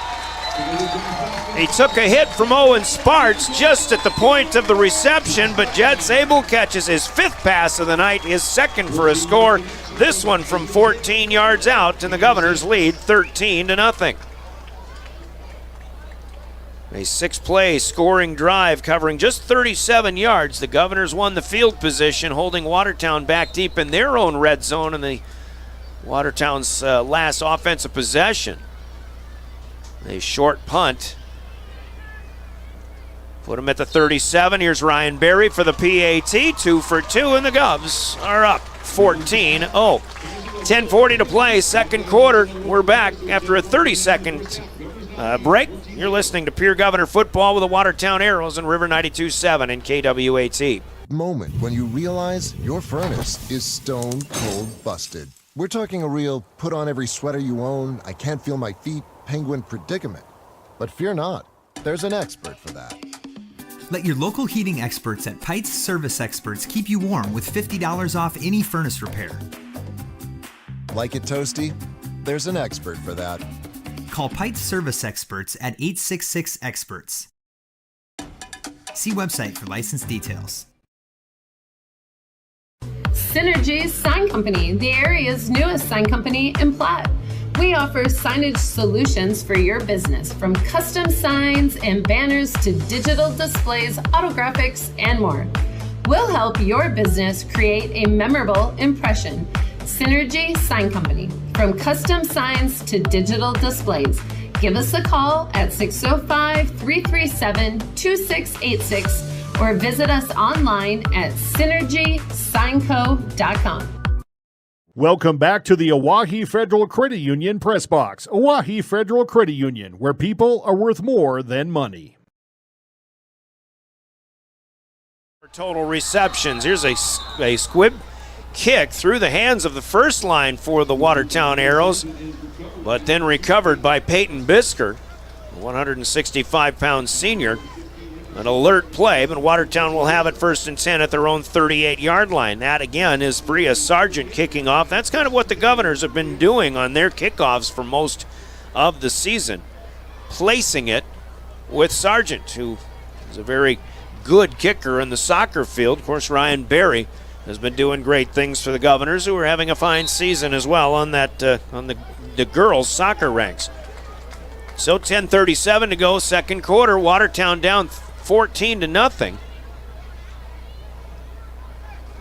He'll shift around. Hudson comes out of the backfield. He is split wide to the left on the short side, near side for us. Now goes in motion. He'll take a pitch, try to sweep around the right side. Got to get to the corner yet. He does turn it, but then pushed out of bounds by Tyan Buss ahead of the 40. Technically, this would be a pass play on one of those shovel pitches, so Hudson with his first catch, and we'll give him to the 42, just a gain of 3. Great job by Lucas Chamberlain there, just coming in and taking on, basically 3 receivers there, just trying to just change his route a little bit, allowing the rest of the defense to come up and make a tackle. So Hudson, I imagine he can catch the passes a little bit out of the backfield just as well as anything. Let's start this drive at the 38, make that a 4-yard gain. 2nd down and 6 for Hudson. Hemrick so far 32 yards on 3 of 5 through the air. Toss sweep far side now. Still coming right side. And not a lot of room to run. And JW, you look at those earlier toss sweeps when Juven's running to the left side, seems to get a lot more rushing room, but going right side, another example where he just doesn't have much room to run at all. No, not at all. I mean, they've been pretty predictable on what they're doing so far tonight, and you'd think, eventually you just give him the wide side of the field and see what he can do. I mean, we're stopping everything up the middle, and, when they come out like this, it just seems like it's, it's a passing situation, and you just eventually got to get the ball in his hand and get him some room to run. Call it 3rd and 6. Hemrick out of the gun, steps up, but he meets up with a Governor defender. It's quarterback sack number 4. Second one for Emmett Anderson off of the D line. And the Arrows will have to punt. This one takes them back to the 37-yard line, a loss of 6. So Spencer Wenches will have to come in to kick again. His last one almost got blocked, and that was from kicking in his own end zone. This one he's got a little more room, but the Governors are ready to bring at least 5 guys. High snap, he jumps, he hauls it in, does get the kick away, even though Titan Winkler was right there. Taken on a bit of a roll by Tyan Buss up ahead of the 35-yard line. Hard to bring down, he's a little slippery. Glassman had him, he fist pounds the ground in disgust. There was a few more yards picked up by Tyan Buss. Pretty good play. Pretty alert play, too. Tyan could have let that ball roll a little more and probably would have given up another 5 yards. But one thing when we've talked with Coach Lewis in the booth, he said those punt returners, they're not going to let that happen very much anymore. They're pretty much done in letting punts roll to a stop. Yeah, we've seen that quite a bit a couple years ago, and this year again, just more aggressive, getting to the ball and trying to make things happen. First down, Kaiser goes right to the air. Near side, it's Mosier up ahead of the 50-yard line. And he lowers the shoulder. Austin Johnson will get him down with some help from Jeremiah Schulte, but Brock Mosier with his second touch of the night, first reception into Arrow territory, and they'll spot him at the 43. That's a gain of 17 yards. I love Brock Mosier as a receiver. I mean, the guy will just make plays no matter what you ask him to do. Run the football, catch and run. Even after the catch, he runs north and south as much as possible. Kaiser over the middle looking for Stalley. He still can't get him as this one drops at the 15-yard line. Cole Hansen in coverage. Last week in Yankton, they tried that play 4 times in the first half, all incomplete. They finally hooked up on the 5th try late in the game, and that turned out to be kind of the game-clinching touchdown. 66 yards. This one incomplete at the 43. It'll be 2nd down and 10. Stalley's doing everything he can to try to get to these. He's diving for balls and just can't quite get to him. Now they'll go to him quickly, looking for a block from Zabel. He gets it to the first down line to gain inside the 35 down to the 30. Schulte with the tackle. It'll be at the 29 for a gain of 14. Trying to recall, JW, did you kind of see that coming? Maybe a little quick one to George Stalley. Well, get him out in space to run a bit. That too, and just basically playing what the defense is giving you. Then again to George at the 30, makes a move, 25-20. Wrestled down out of bounds by Johnson. You got Decker there, you got 52. Blake Wenches in on the stop as well, and Stalley down to the 21 for a gain of 8. I mean, basically with their defense right now, you're putting an outside backer on Stalley, and you've got, obviously Zabel out there that's getting a block on the corner, and obviously you're going to take Stalley's foot speed anytime. Now 15, make it the 16th pass attempt here. Kaiser will short hop Stalley at the 15. And would have been a first down. That was a 2nd and 2, now 3rd and 2 from the 21.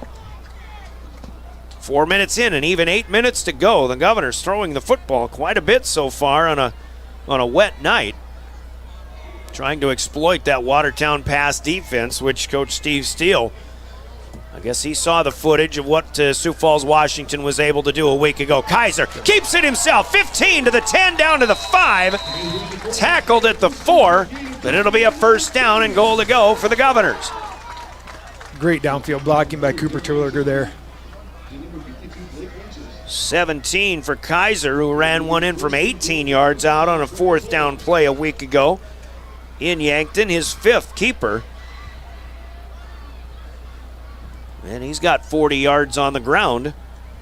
And I've got him with 123 through the air as well. Clock will run again, 7:35 in the second quarter. Fakes the quick pass, has to get away from a defender. Now backing off, he'll throw it out of bounds. Everybody well covered by the Arrow defensive backfield. I think they were trying to get it either to Zabel or Stalley again, but Watertown had seen that before, and they were playing up on the Governor receivers on the right side this time. Personnel swapping, Mosier's coming out, big fella Longdo coming in, the nose guard. He might be leading the way with Chance Sarda as a dual fullback. Twins in the backfield, it's Zabel who will take the snap from the 4. Zabel following the big fellas and is met up, but he falls down on top of a defender, reaches across the goal line, touchdown on the ground, Jet Zabel. A 4-yard touchdown for Zabel. Sarda, the fullback.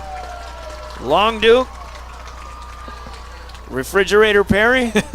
Can we call him that? I think so. That is the Governor's 3rd touchdown. This one on an 8-play scoring drive. 7:24 to play in the second quarter. Ryan Barrick out of the hold of Kaiser with a PAT. Another good one. Boy, Barry doesn't just get him across. She booms him through. And the Governors up their lead to 21-0. 3rd touchdown of the night. All 3 of them scored by Jet Zabel. 7:24 to play, first half. We're taking a 30-second break. Back with a Pierre kick when we return on River 92.7 and KWAT. Hey, Tyler with Summit Contracting here. Let's talk about building on your farm.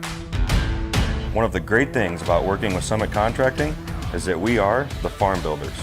We build premium grain systems and any structure that goes on your farm. It's never too early to start a project. We'll create a layout to ensure your structures are perfectly placed for today and the future. Let's get started on your farm project at buildsummit.com. Welcome back to the Oahe Federal Credit Union Press Box. Oahe Federal Credit Union, where people are worth more than money. Yards in 8 plays, only taking 133 off of our second quarter clock. Pierre's been throwing the football quite a bit, and not only with incomplete passes, but they're getting to the sidelines and out of bounds. Both sides are. Both teams have been doing that. It seems like still kind of a long-lasting first half of play. Sargent will kick. This one high end over end, taken at the 30-yard line. And this is Pitkin again, I believe, number 17 on the far side of the field, out ahead of the 35 to the 37. Marcus Pitkin will set the arrows up from there. You know, Watertown wants, they'd love to have the ball put in Juven Hudson's hands from back deep. In fact, Juven Hudson returned the opening kickoff of the season by Brookings for a touchdown in Watertown's opening game of the year. Arrows here at the 37-yard line with 7:19 to go. Second quarter. Trying to find some running room, trying to find some time to complete some passes at the same time as well. Far hash mark, they'll move it from right to left. The Arrows in road white. Inside handoff out of the pistol goes to Hudson, but the Governors are right there. Juven will get back to the line of scrimmage, but E.J. Bucci with a good wrap-up, and he'll bring him down. Yeah, good edge play by him, just crashing down hard, reading the read, and getting down the line and making a good tackle. Nothing for Hudson. That's his 10th carry of the game so far, just 26 yards unofficially. 21-0 Pierre. 2 hookups from Cade Kaiser to Jet Zabel. Jet Zabel on a 4-yard touchdown on the ground as well. Trayton Hemrick will come under center. I formation behind him. And it's a rollout. He'll dump it off, looking to get to the fullback here. But Spencer Wenches unable to haul it in. That pass just not quite there. Could have been a 4, maybe 5-yard gain, but Wenches even catching that would have fallen down right there. Second, let's make it 3rd and 10. And the Governors, who are right in front of their fans right down below us, probably going to hear them get a little bit loud again.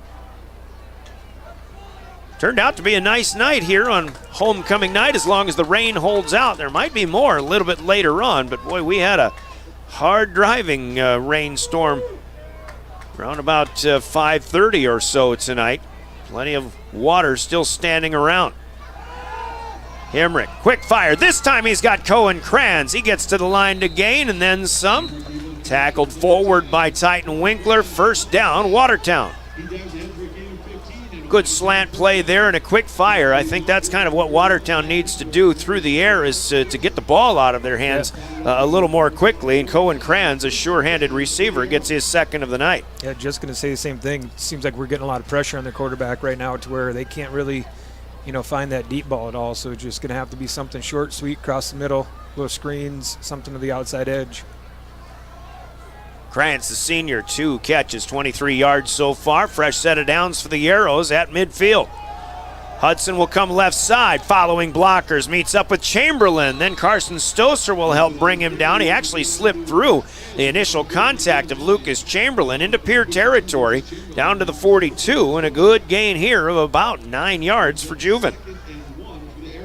There's a little misdirection there. I mean, they were coming basically at power side to the right side and ran back to the weak side there. It caught us off guard just a little bit on our defense call there. Longest of 11 carries tonight for Juven Hudson. That one goes 9, second down and 1. 5:20 to play. Second quarter, 21-0 Governors. Hemrick under center. This is the fullback, Wenches, and he'll dive ahead for the first down. Chance Sarda in on the tackle here. Give him a couple inside the 40 to the 39. In fact, I'll call that a 3-yard pickup. Second tote by Spencer Wenches. One thing about Watertown, Juven Hudson has been stopped for no gain a couple of times. He's been stopped for a 1-yard gain 3 times, but the Governors haven't pushed him back for negative yardage yet. Govs are doing a pretty good job against the stout rushing attack of the Arrows, but Watertown with back-to-back first downs. And they're to the Pier 38. Hudson on the move. He slips through a tackle. There's the Juven Hudson that Watertown fans know and love. Inside the 30, down to the 25. Slipped through 1, maybe 2 tackles. In fact, let's spot him at the 26 for a pickup of 13. And Juven Hudson got through the first line of defense and had to be brought down by Spencer Eastland, the safety.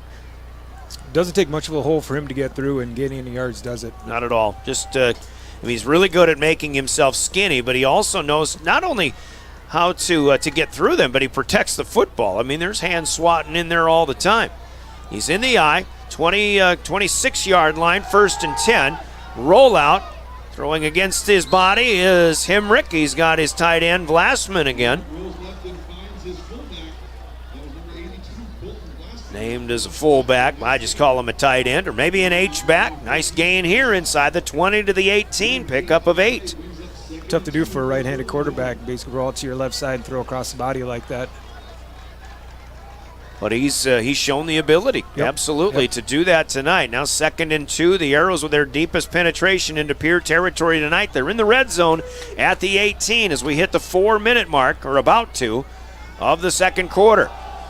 Hudson actually slips this time. The first time we've seen that inside the 20, was going to the right. And I think he wanted to bounce it outside, but he just hit a spot. And his left foot went out from underneath him. No gain here, 2nd down and 10. Let's make that 3rd down and 1. I'll give him a yard to the 17. 3rd and 1 here But that slip did cost him a first down. Now it's Winchus again. He has the shoulders lowered. Chance Sarda will get him low, but Spencer Winchus, another first down to the 15. On what was the 9th play of this drive of the Arrows, it started at their own 37-yard line. Pick up 2 here. 3:10 to play. This is exactly the kind of drive Watertown was hoping for. A time-consuming drive, keeping the ball away from the Governor offense, and for their sake, hopefully able to get one into the end zone. It's Hudson coming left side. He's got room. 15 to the 10, and then he spins and takes a big hit. Brought down, I believe, by Sarda again. And they'll give him to the 7.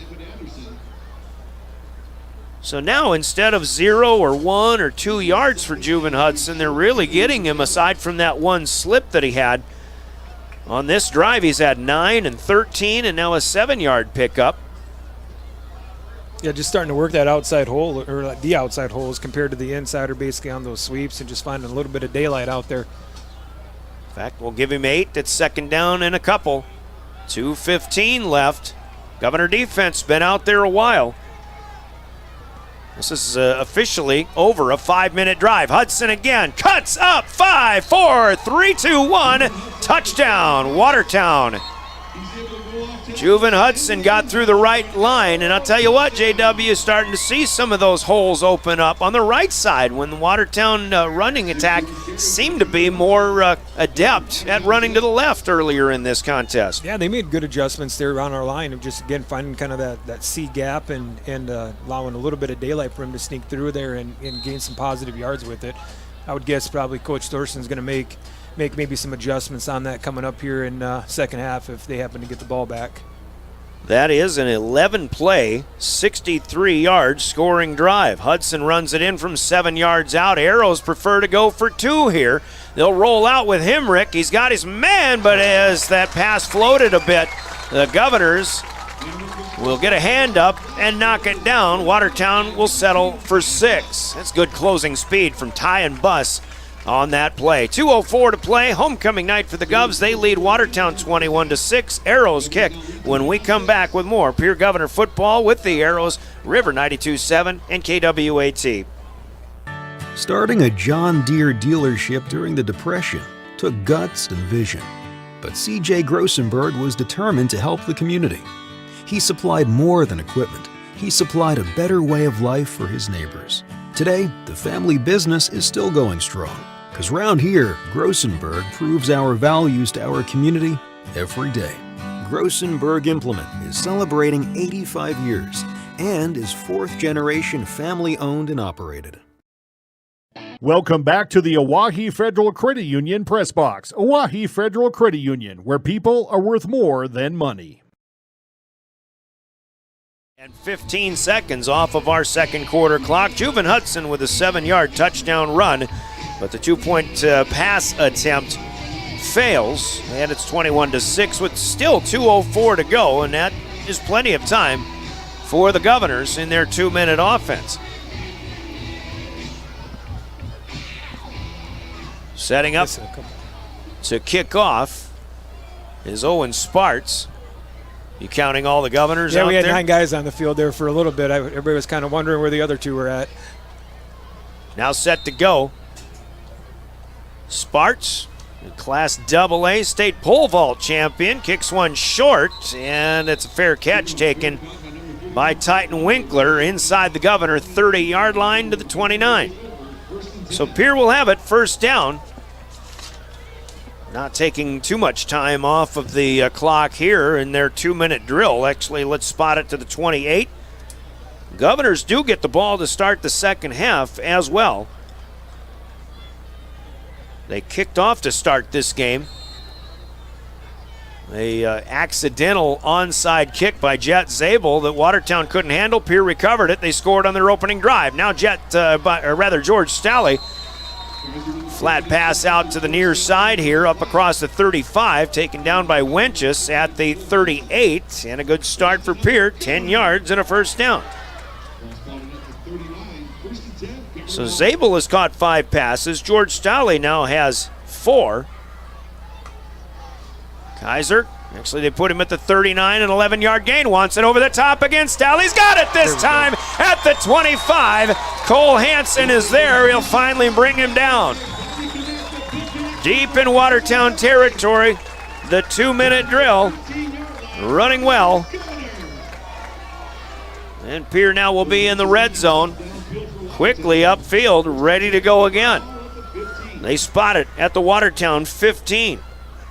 That's 46 yards over the top from Kaiser to Stalley. Longest play of the game for either team. Still a minute and a half to go.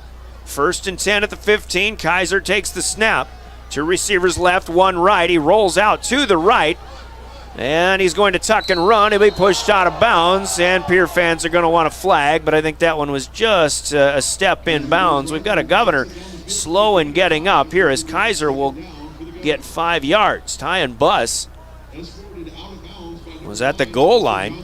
Tyan was running across the field. He was the one guy I thought if Kaiser had a dump-off option, it would have been him underneath. But he chose to keep it himself.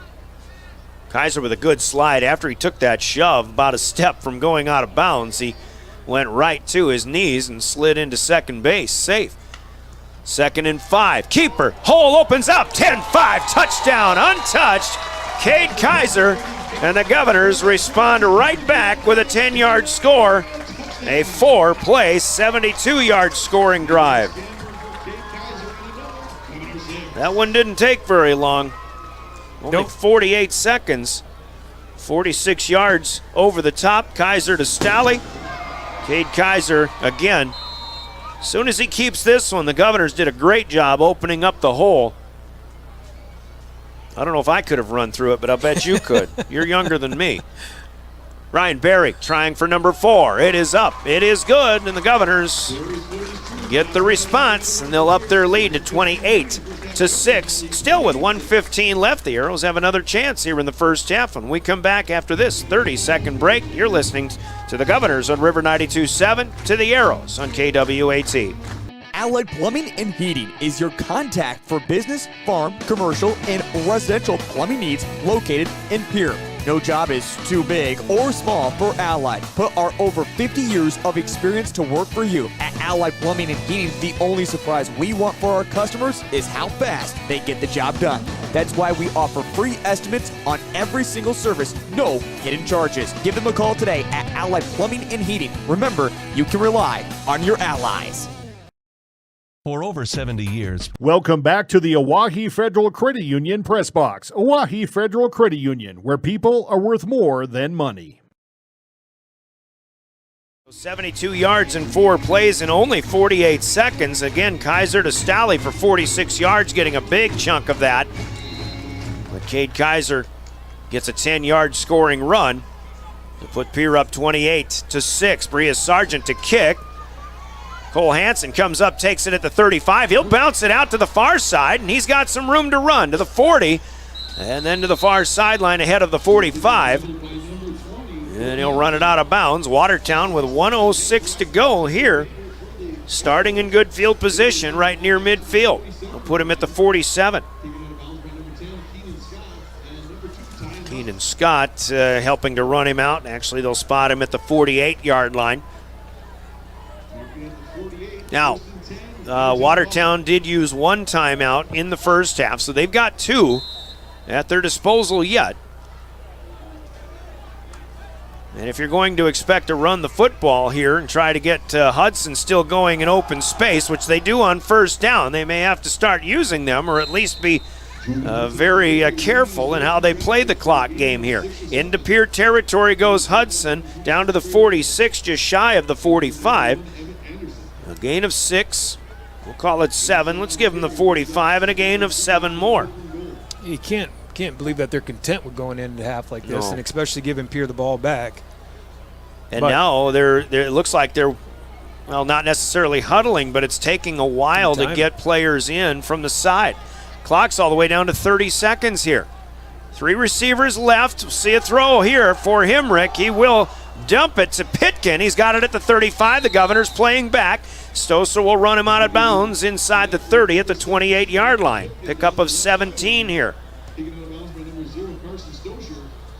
Yeah, not much urgency, though, for the Arrows there. You know, they've got some momentum on offense. You would think that that they really would want to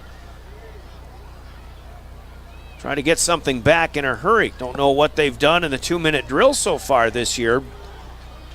But now with 22 seconds left, they do still have 2 timeouts. They can use the middle of the field. 1st and 10. Flushed out of the pocket. Anderson coming after him. Himrick gets out of there. He'll slide safely just shy of the 25-yard line. Now a timeout called by Watertown with 14 seconds left. Let's pause for 30. A Coca-Cola timeout. Breaking the action brought to you by Coca-Cola Bottling of Pierce. 2nd and 8 for the Arrows. When we come back, this is the Governors and the Arrows. River 92.7 and KWAT. When you need build. Pitt's Design Build has earned our reputation locally for serving communities across South Dakota. We provide design and building services for schools, hospitals, churches, commercial offices, multifamily housing, and so much more. Pitt's Design Build is conveniently located in Pierre, Mitchell, and Sioux Falls to serve you and your organization. We bring value to our clients by facilitating the design and/or construction process. Give us a call today and check us out at pittsdesignbuild.com for a free building consultation. When you're thinking of a newer use. Welcome back to the Oahe Federal Credit Union Press Box. Oahe Federal Credit Union, where people are worth more than money. Governors on top, 28-6. Coach Steve Steele with a win tonight would tie the all-time wins record for a head coach in Pierre Governor sports history, which of course belongs to the guy that this stadium is named after. Coach Phil Troutner, none better. Over the middle, this is Himrick, but maybe a miscommunication. Pass falling incomplete behind Jeremiah Schulte, who was out in the pattern. Quick play stoppage with the incomplete pass. Only 4 seconds counted off on that one. Now 3rd down and 8. Himrick's 10th pass of the night. Got him at about 69 yards total, completing 6 of those 10. Got Pitkin and Schulte with another receiver out wide to the right. And now the Governors are going to take a timeout on defense. Mitch Olson flanked wide to the left for the time being, but again, Pierre just wanted to see how they were going to set up and call their own timeout. Let's take another quick 30-second break, sponsored by Coca-Cola Bottling with timeouts in our broadcast. 28-6 Governors. We're back in 30. Used car, motorcycle, pickup, or RV, think of us. We make all sorts of vehicle loans. We can set you up with payments that fit your budget. So if you have getting some new wheels in mind, stop by and see us. We'll get you the right loan. Dakota Plains Federal Credit Union, federally insured by NCUA. We're big on you. We're small enough to know your name, but we're big on you.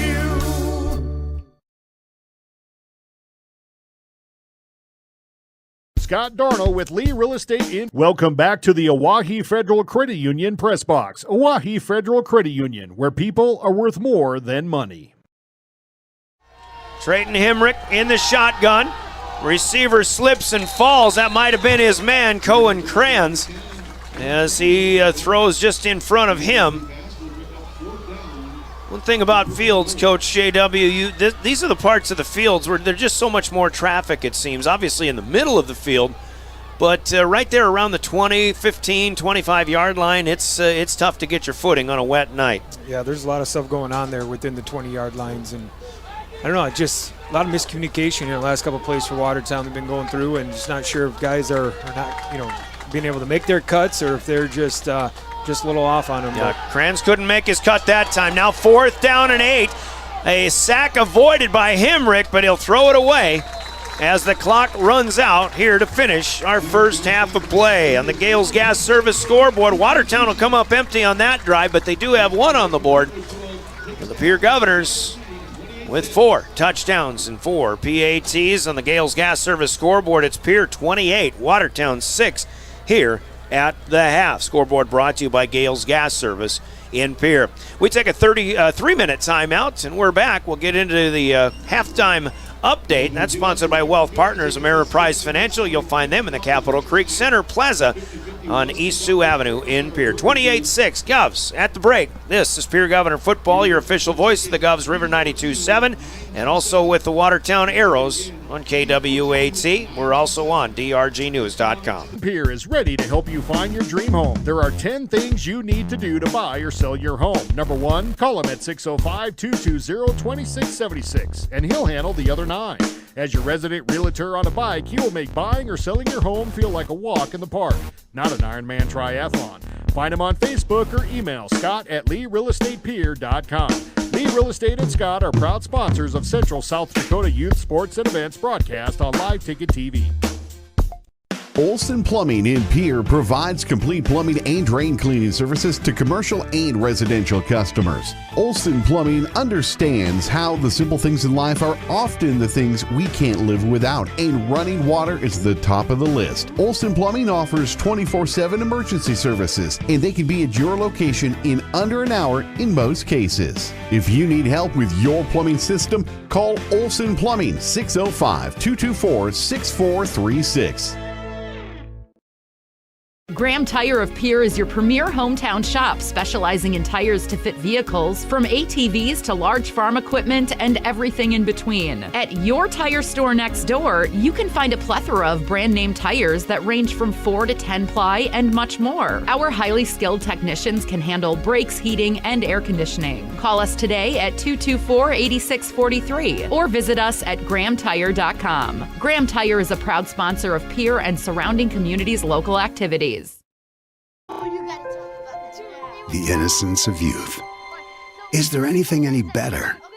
But soon they'll be in high school and facing all the same challenges you faced. How to make friends, how to fit in, how to be cool.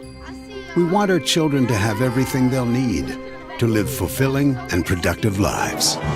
Make sure the kids in your family are among the more than 57,000 participants here in South Dakota who take part in high school sports or activities. Now's your chance for a great deal on smoking fast fiber internet from Venture Communications. Upgrade to the speed you need, up to 1 gig. And with whole home Wi-Fi included as part of your service, experience no-lag gaming, your favorite music, web surfing, HD video streaming, and connect to the latest smart devices. If you're ready for an upgrade, call or visit Venture Communications online.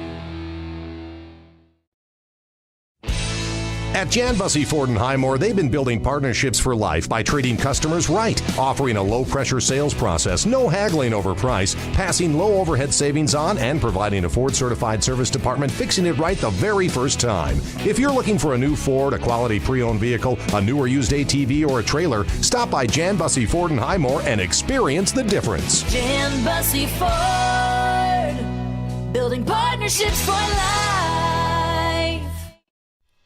When you're in the need for high-quality replacement auto parts, look no further than Zander Auto Parts and Machine Shop in Pierre. Zander's has been servicing the Pierre area for over 40 years. Their professional parts techs can get you the part you need and get you back on the road. Stop by Zander Auto Parts and Machine Shop at 500 West Sioux in Pierre or call 224-9221. Zander's, your source for domestic and foreign auto parts and accessories.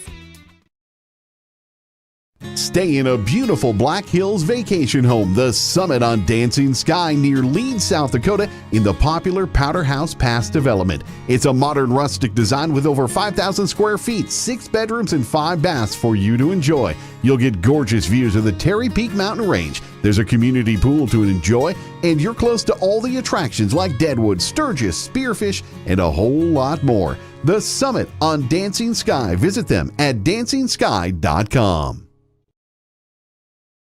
Every farm is unique, but all farmers have something in common: the desire to maximize their land and improve it for the next generation. You need a cooperative that offers peace of mind. AgTegra Cooperative is an ag partner that shares your values and is part of your community. From agronomy and grain operations to energy and feed, AgTegra will link your farm to the future. AgTegra Cooperative. strong, stable, dependable. Capital City Ford Lincoln Toyota is serving the central South Dakota community and beyond with a great selection of used vehicles. Local trades and program vehicles are available. New Toyotas and new Fords are arriving and selling before they even hit the lot. So don't wait. Stop in and find out what's coming. If you've been thinking about ordering a new Ford, stop in and sit down with one of our sales specialists today. Capital City Ford Lincoln Toyota at 518 East Sioux Avenue in Pierre. Call 605-224-7378 and visit CapitalCityFordToyota.com.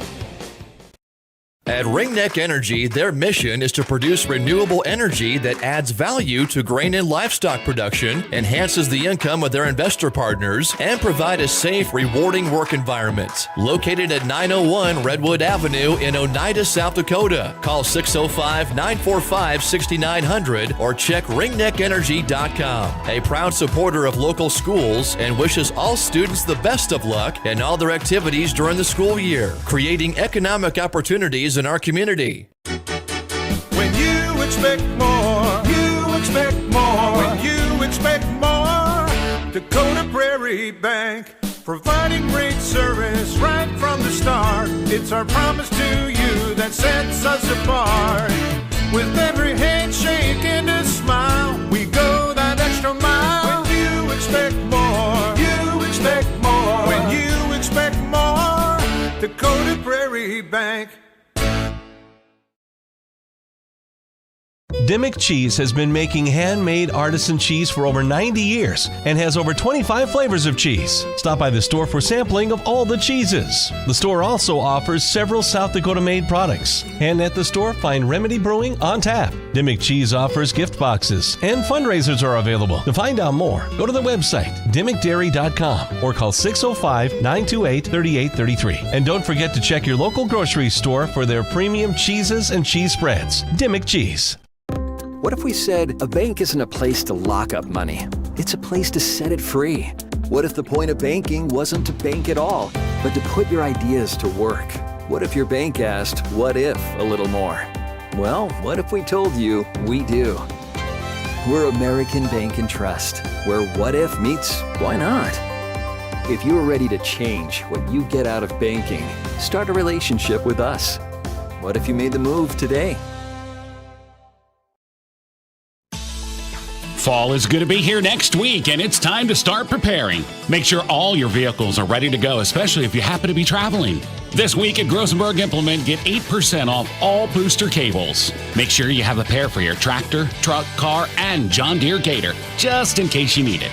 See their parts professionals this week at Grosenberg Implement and save 8% on all booster cables. Grosenberg Implement, where service is the other half of a great product.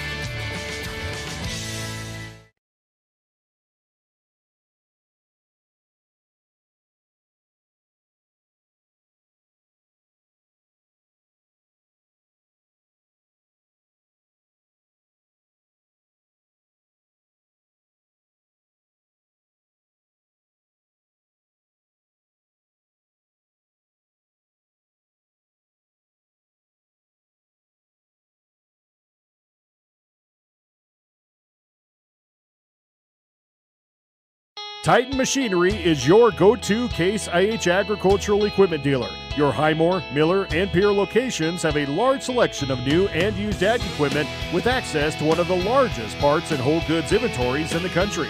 Titan Machinery prides itself in providing quality Case IH parts, service, and support to Highmore, Miller, Pierre, and the surrounding communities. Stop by Titan Machinery of Highmore, Miller, and Pierre today. Power and precision to grow.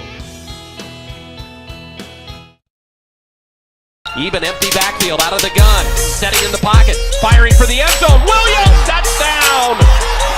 What a throw and what a catch!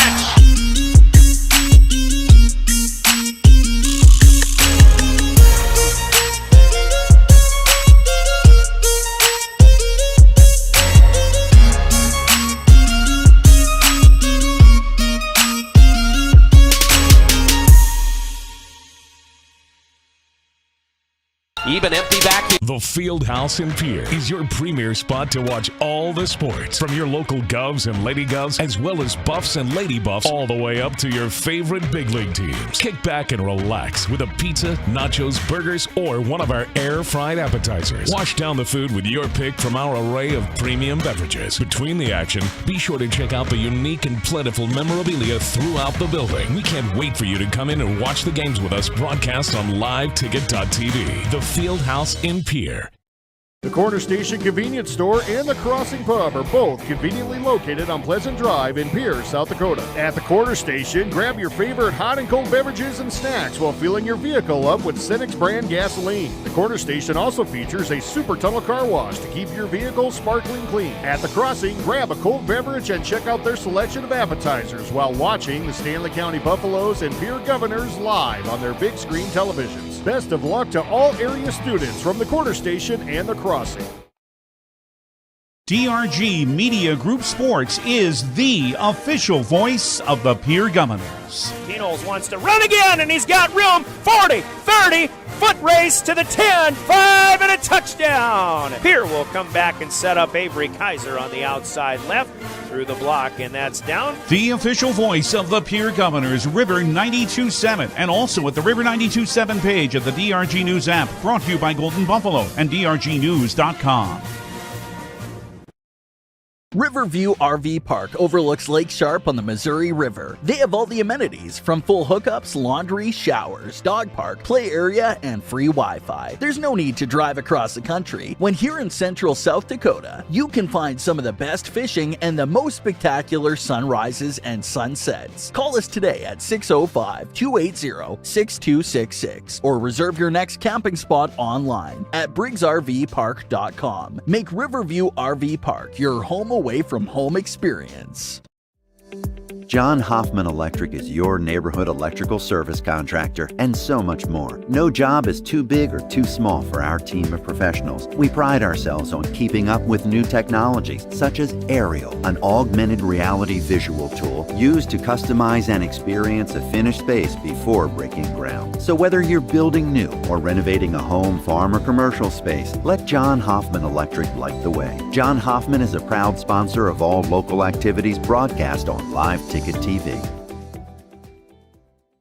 Briggs Trucking and Construction in Fort Pierre provides quality freight transportation services, cargo hauling, excavation, and demolition services. They also specialize in dirt and gravel work for everything from commercial work to new construction. Briggs Trucking and Construction will haul everything from light poles to farm and agricultural supplies. The bigger the job or the bigger the load, the better, as that is where their expertise really shines. Contact Briggs Trucking and Construction at 605-280-2848 or email them at cbriggs25@pi.midco.net to visit about your next project.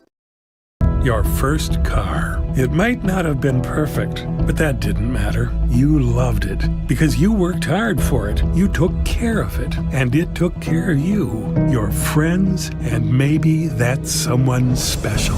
And through it all, we were there working with you, for you, to make sure it was a smooth ride. Farmers Union Insurance. More choices, great rates, local agents. Contact your local Farmers Union Insurance agent today.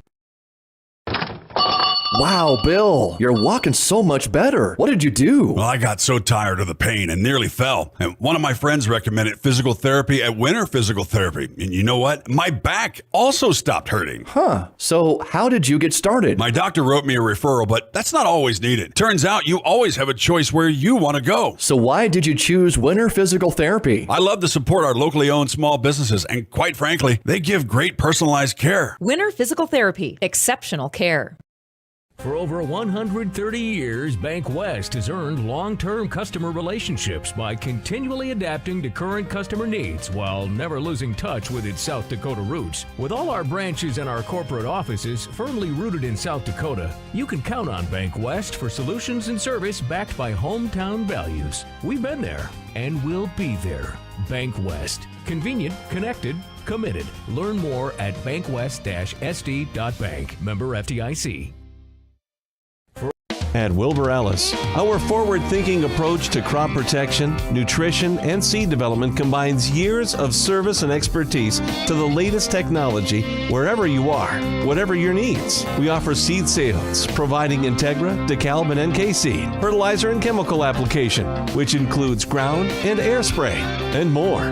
Much more. We're proud to sponsor all area sports and activities with locations in Miller, Highmore, and Blunt. Wilbur Ellis. With our new online loan application, you can go to our website and apply for a loan when it's most convenient for you. We make getting loan approval fast and easy. Our local lenders are available to assist you if you have any questions. We make it pain-free to get that loan you've been wanting. We're an equal housing lender. Oahe Federal Credit Union, your hometown credit union since 1955. Federally insured by NCUA. What if we said a bank isn't a place to lock up money? It's a place to set it free. If you're ready to change what you get out of banking, start a relationship with us. American Bank and Trust. One way American Bank and Trust enjoys giving back to the Pierre community is through our Spirit Card program. These cards are a great way to give back to our schools and show hometown pride. Call or stop in today to get your own Spirit Card. Go Governors!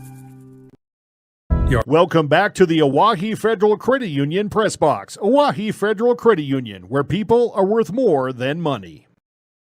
Second half kick coming up. Second half like the opening kick, sponsored by Comtech in Pierre. JW, your assessment of that first quarter, and I think you mean it with all due respect, but one thing about the Watertown Arrows, you talk about predictability. They want to run the football. It's just a matter of being able to stay on their feet. Here is Spencer Eastland takes a kickoff from the 20-yard line, comes up the far hash mark, across the 40 to the 43. The Govs will have it to start there. But what do you think out of the first half? What do you expect needs to happen, maybe especially from the Watertown standpoint in the second half? Yeah, we'll go Watertown first. I think they probably ran as expected in that first half, trying to just basically get their running back out in some space and hopefully get some yards out of him. But for them, I think they got to try to get him out in some more space and maybe just some screen passes and possibly just give him some room to run. They'll need to stop the passing attack. Kaiser is hit as he throws, and this pass is intercepted at the 50-yard line. Cole Hansen is right there, and it looked like, Zabel and Buss were heading deep downfield. I didn't see, but Kaiser, he either was hit as he was throwing, or that ball being wet just slipped right out of his hands, and Cole Hansen with the pick. And the first play of the second half is a turnover for the Governors. I think his hand was hit there. Just his defender getting in there pretty good on him, and making a good play. So the Arrows will have it right at midfield, right out in front of us at the 50-yard line. They'll be going from right to left here as we start our second half. 11:47 to go. They trail 28-6, but a big play defensively. Inside handoff here for Hudson. That's the play that really had him going in that second quarter, and he's got a good gain here of 5+, maybe 6, to the 44-yard line. Yeah, defensive for us, I don't think we need to change too much up, but the last couple series, like you said, they've been hitting that C gap pretty well, and again, maybe just a minor adjustment, either moving a lineman over and maintaining a different gap, or getting his backers in position. We should be all right with that. Second down and 4. But if you're Watertown, right now, there's still plenty of game to go, but you got to be content as long as Hudson is getting those good gains, especially on first down. They've got to feel good about what they're able to do. Here comes Hudson again, trying to find a spot to run through. Can't do it. The Governors will wrap him up. Governors will wrap him up and get it inside. Look like maybe no gain here. It'll stay at the 44-yard line.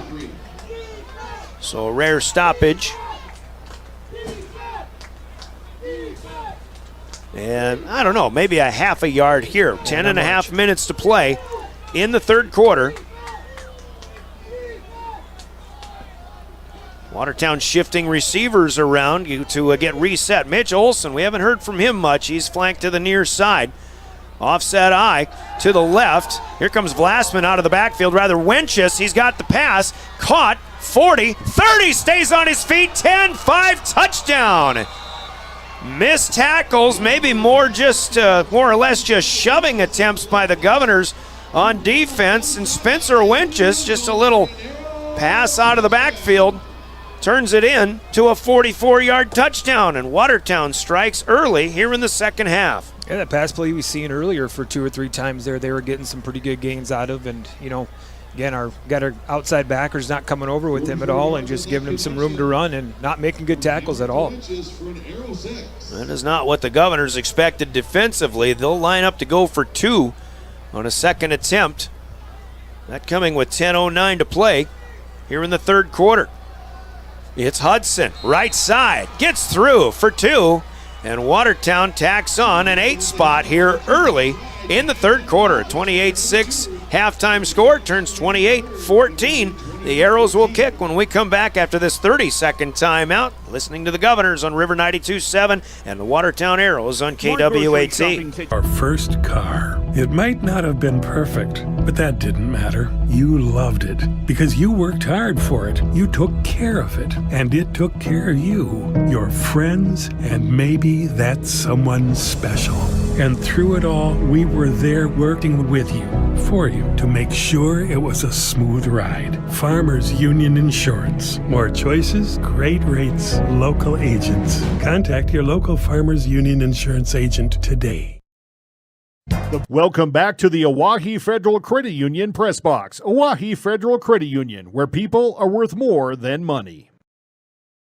A 28-6 lead is suddenly, even though you had the offense to start, an interception, and then 3 plays later, Watertown's got this thing cut in half at 28-14.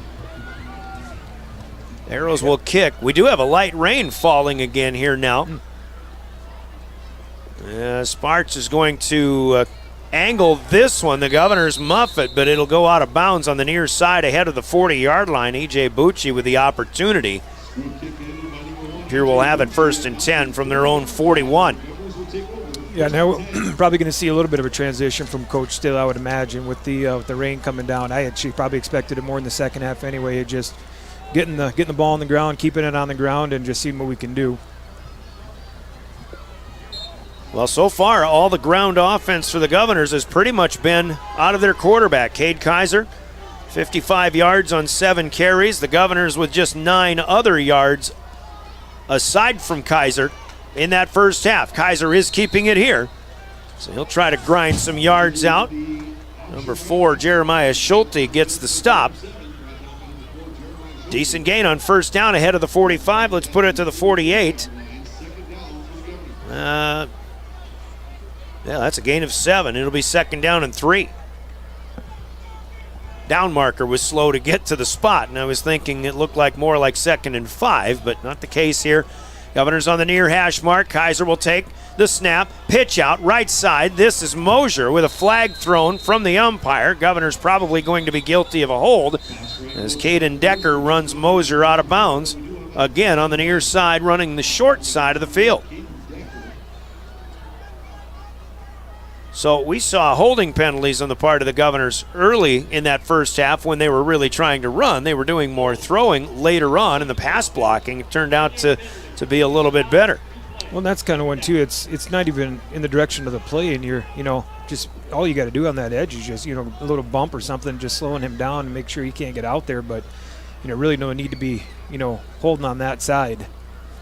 Back to the 38, it'll go, spotted from the line of scrimmage. What was 2nd and 3 becomes 2nd and 13. Watertown's got their defensive backs up tight because the Governors have had that quick pass offense working for much of the evening. 2nd and 13. Light rain falling. Kaiser goes over the top. Stalley has it. 30, 25-20. Running away to the 10-5 touchdown.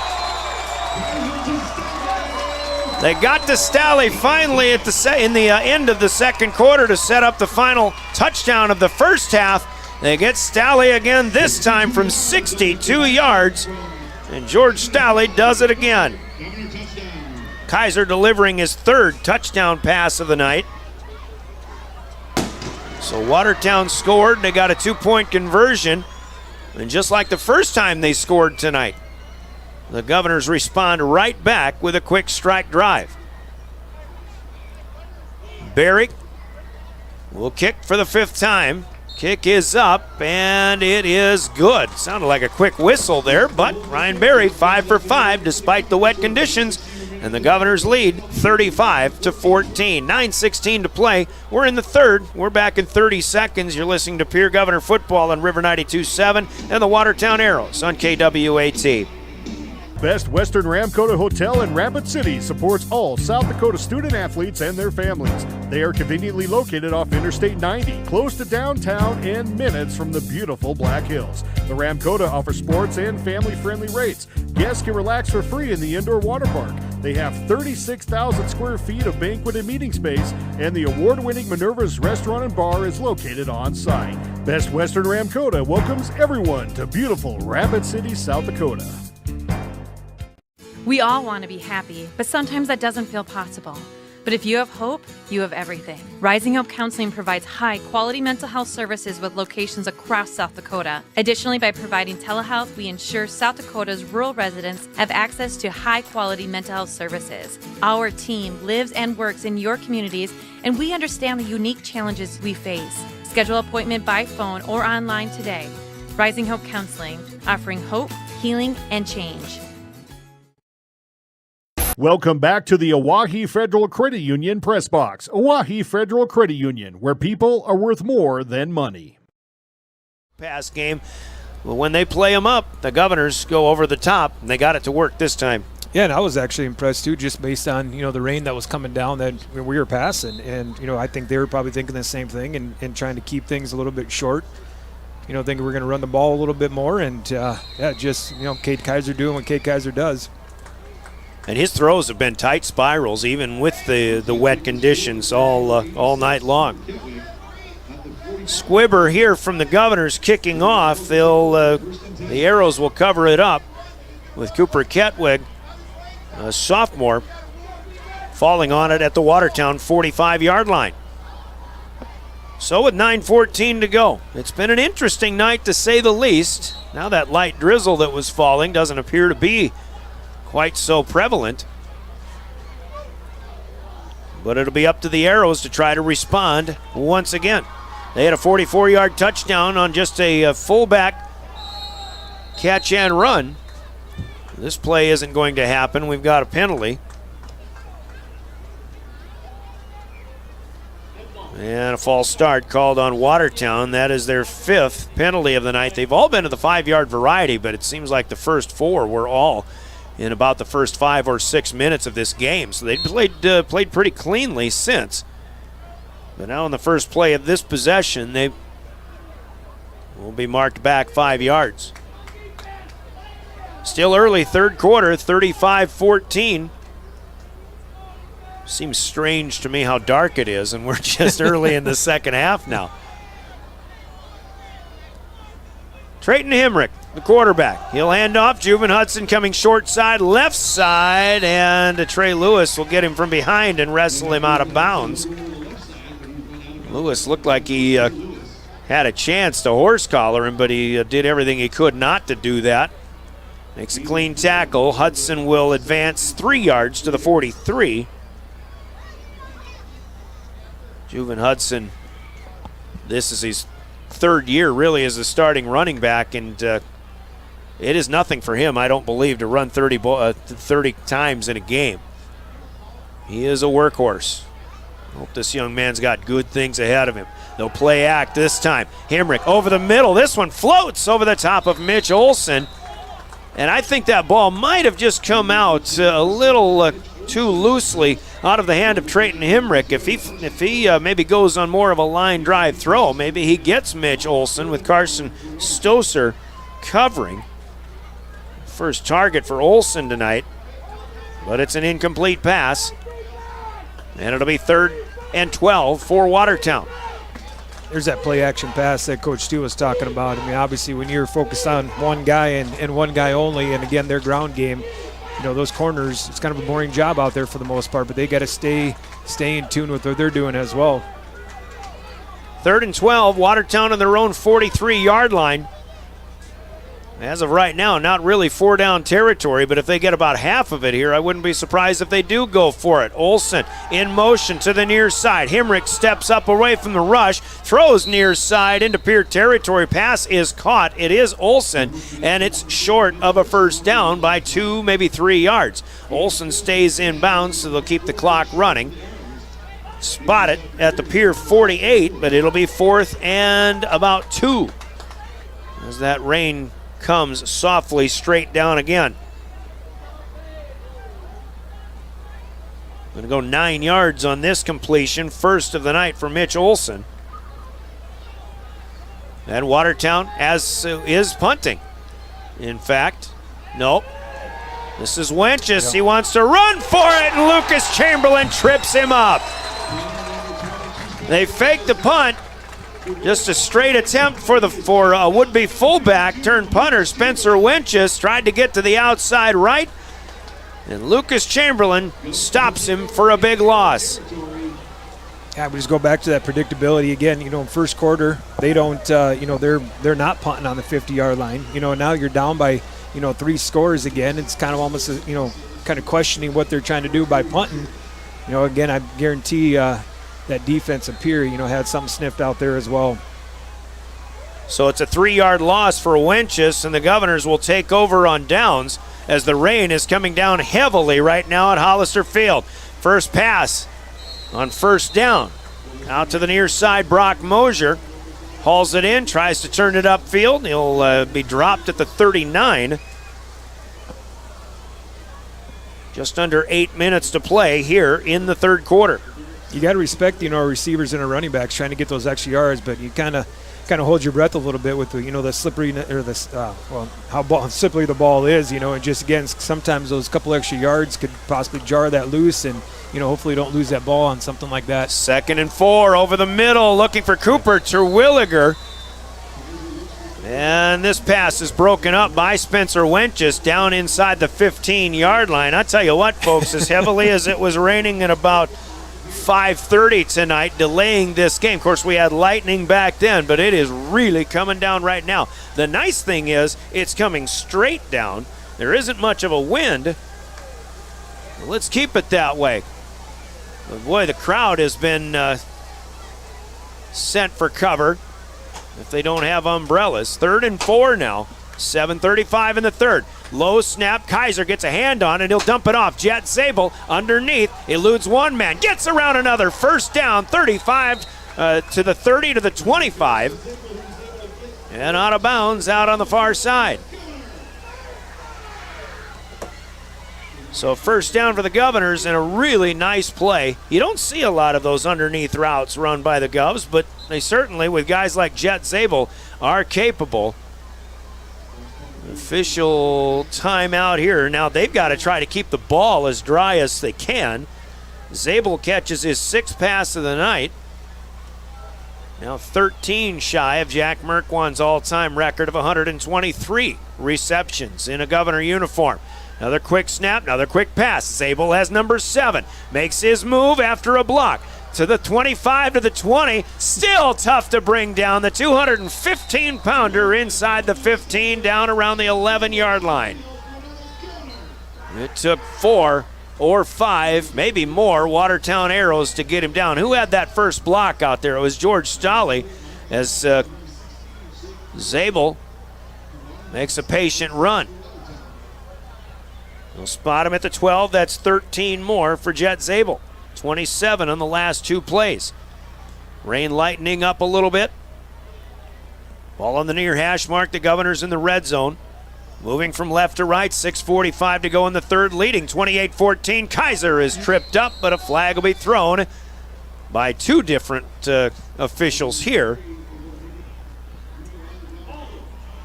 Thinking 67, Lucas Coleman. It looked like he got his man to the ground.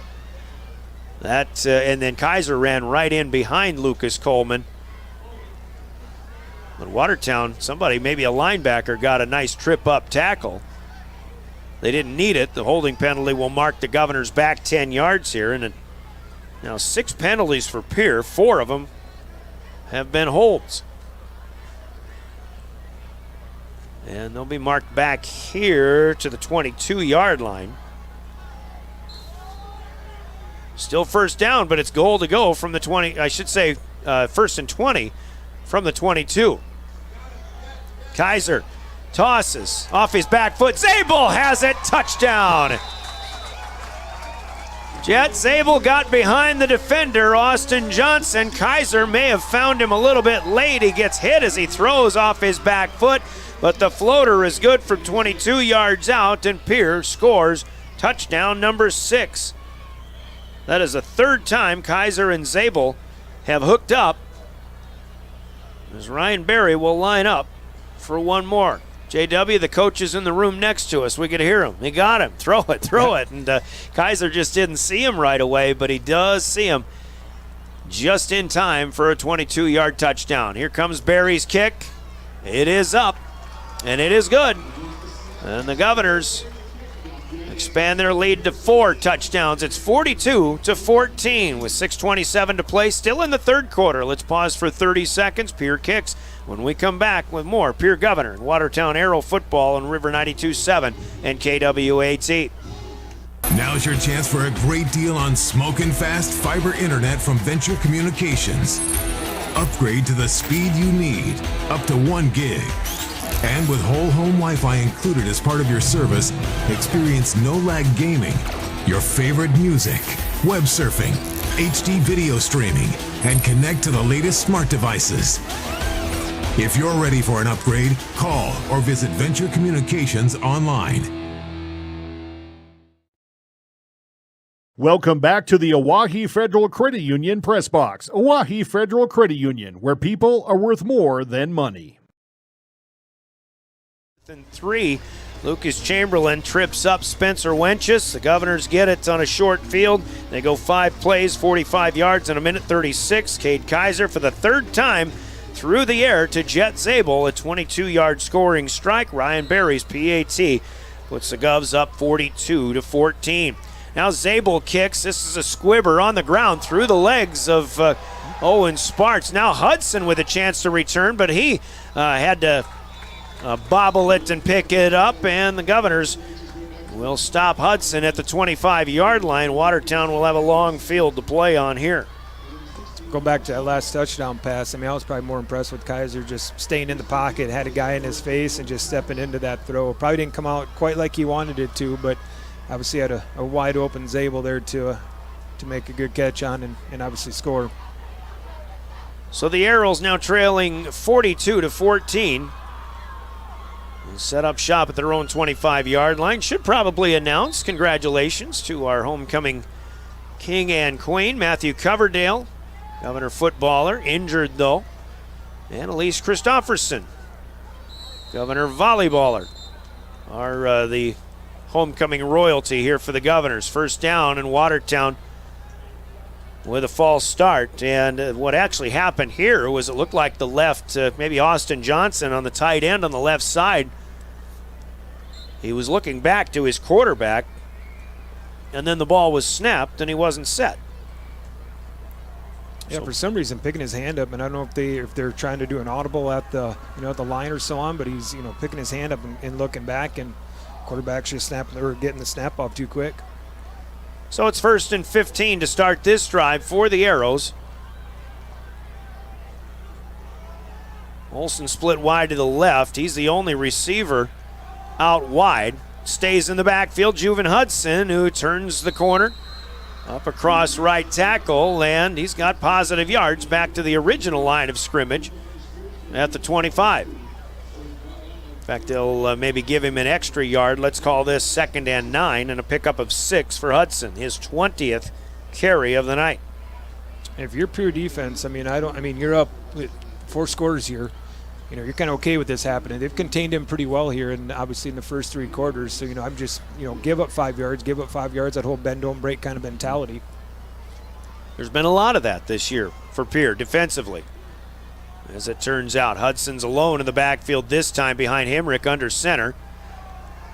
Play action to him, and it's Lucas Chamberlain again.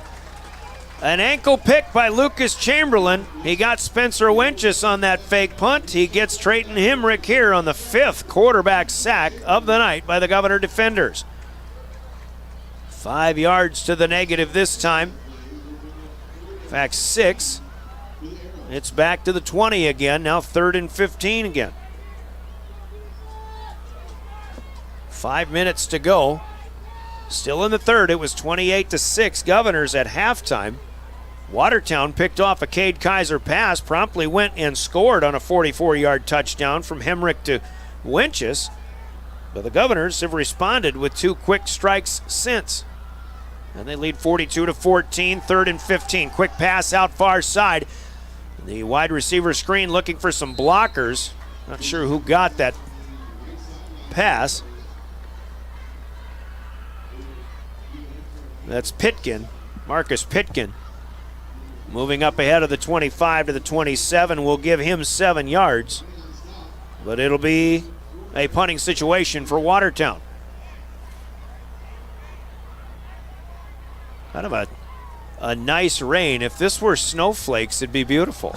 But not yet. Just a lightly falling rain, but certainly enough to keep things wet. Here's Wenches kicking a high punt. It will be short. It will take a good Watertown bounce from the Watertown 45, and it'll roll dead at the Pierre 45-yard line.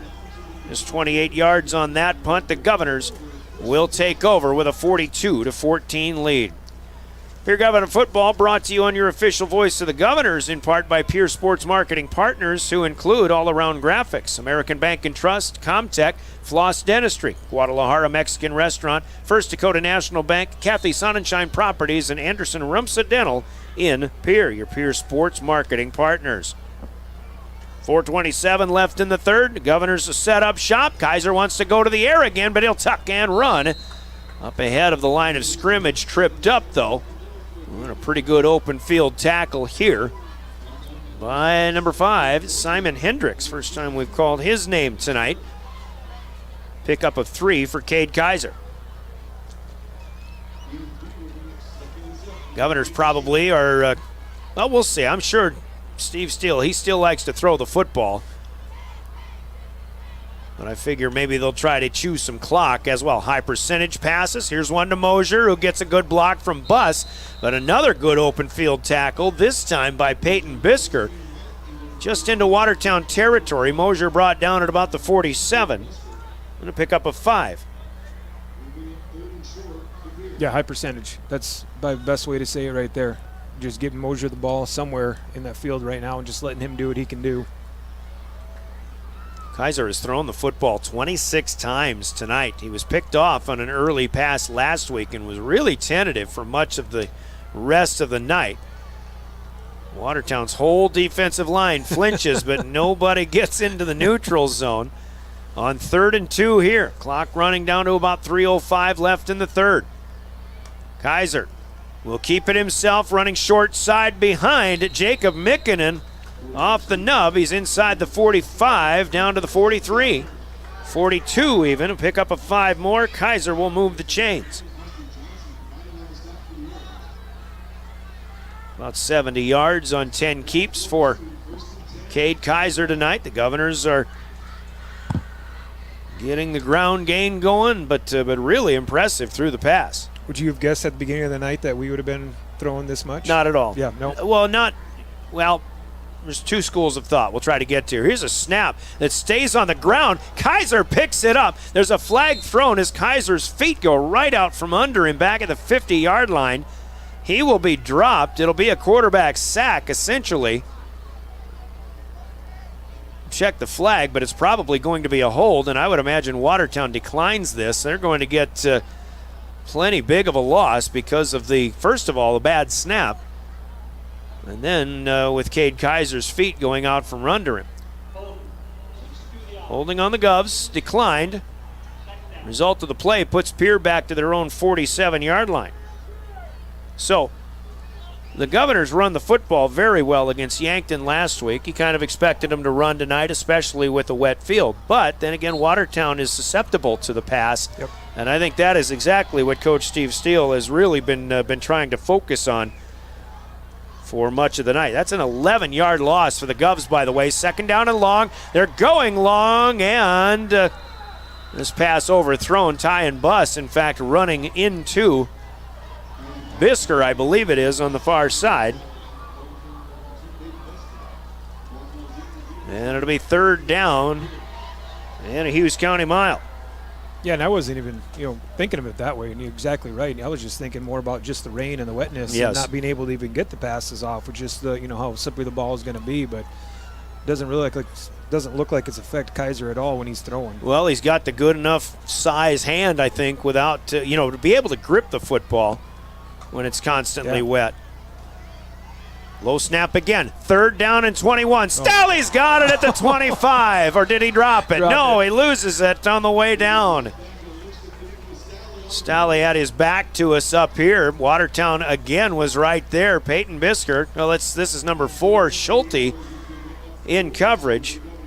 The Governors come up empty this time. That big loss on the quarterback's sack will force Pierre into a punt situation.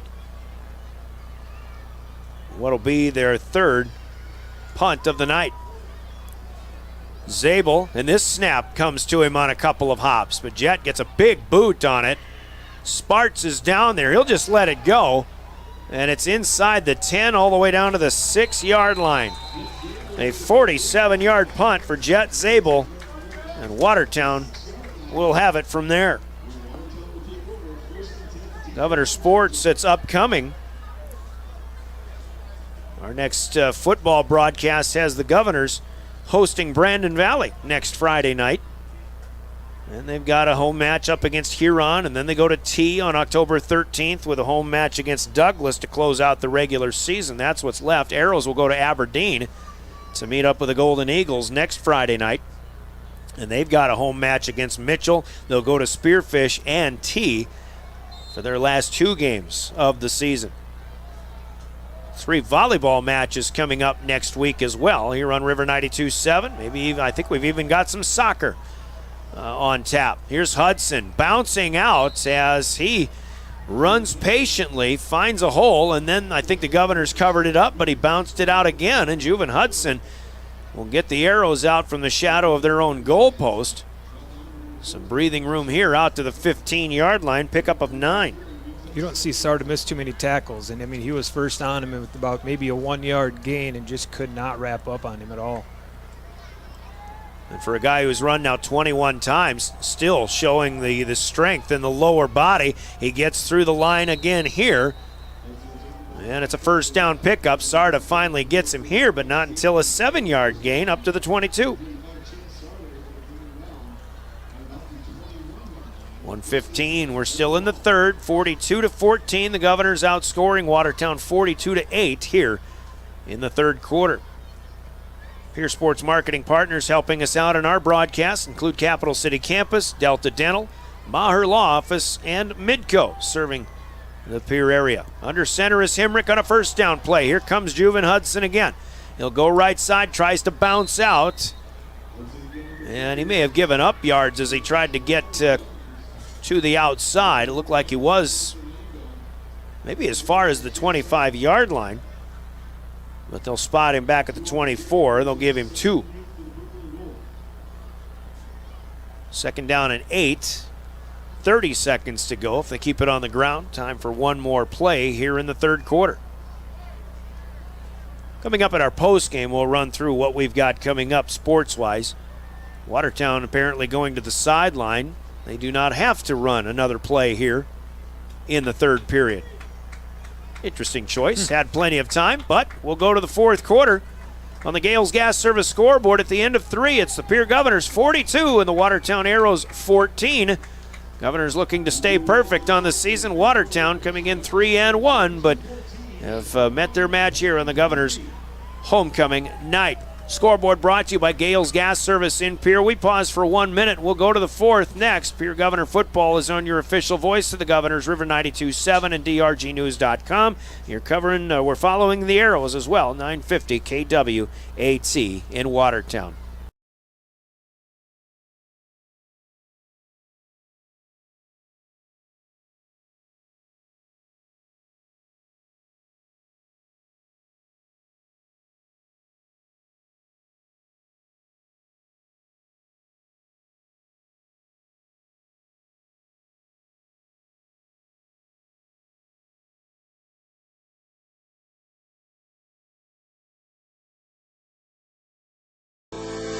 At Northern State University, your future starts with an affordable education that's personalized for you.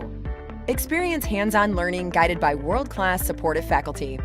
You'll also enjoy a full campus life with opportunities to choose from numerous student activities and events, all in a safe, welcoming community. At Northern, you'll find a college that's right for you, a place to belong. Your future starts here. Unleash your potential at Northern.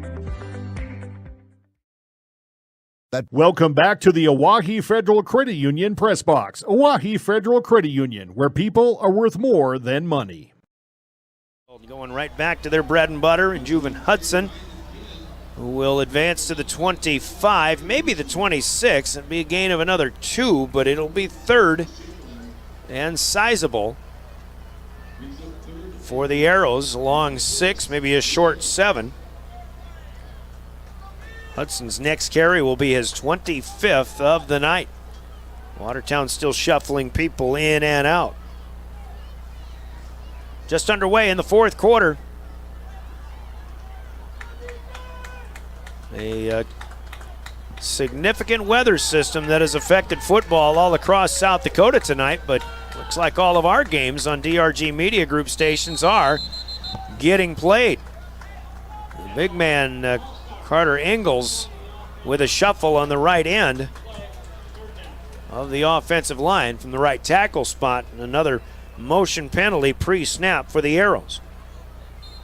This will move them back to their own 21. And it'll be third and about 11. And that might have just been a maybe miscommunication in the cadence of the snap call there, but it's third and double figures for Hemrick out of the gun. Hudson blocking to the left. Hemrick, a little bit of room. Then he throws against the grain, but it is short and out of bounds. He had a man about 10 yards deeper down to the 40, out to the 45, but Watertown will come up empty, and they'll have to kick again here. First minute of the fourth quarter, 42-14, Governors. Governor football again sponsored by Pierre Sports Marketing Partners, who include Eisberg Funeral Home, the Pierre Dental Clinic, and Olinger Law Firm, Red Rosa, the Pierre Chamber of Commerce, and those of us, James River Broadcasting and DRG Media Group, Pierre Sports Marketing Partners. This is Spencer Wenches, and the Governors almost got to it again, but meanwhile, the deep man, Trey Lewis, asks for a fair catch, and he has it. And the Governors will take over at their own 49-yard line. So still fourth quarter, and there's obviously time starting to run a little bit short for the Arrows, but you got to look at it in terms of it just takes one defensive play and a quick strike offense. You never know what's going to happen.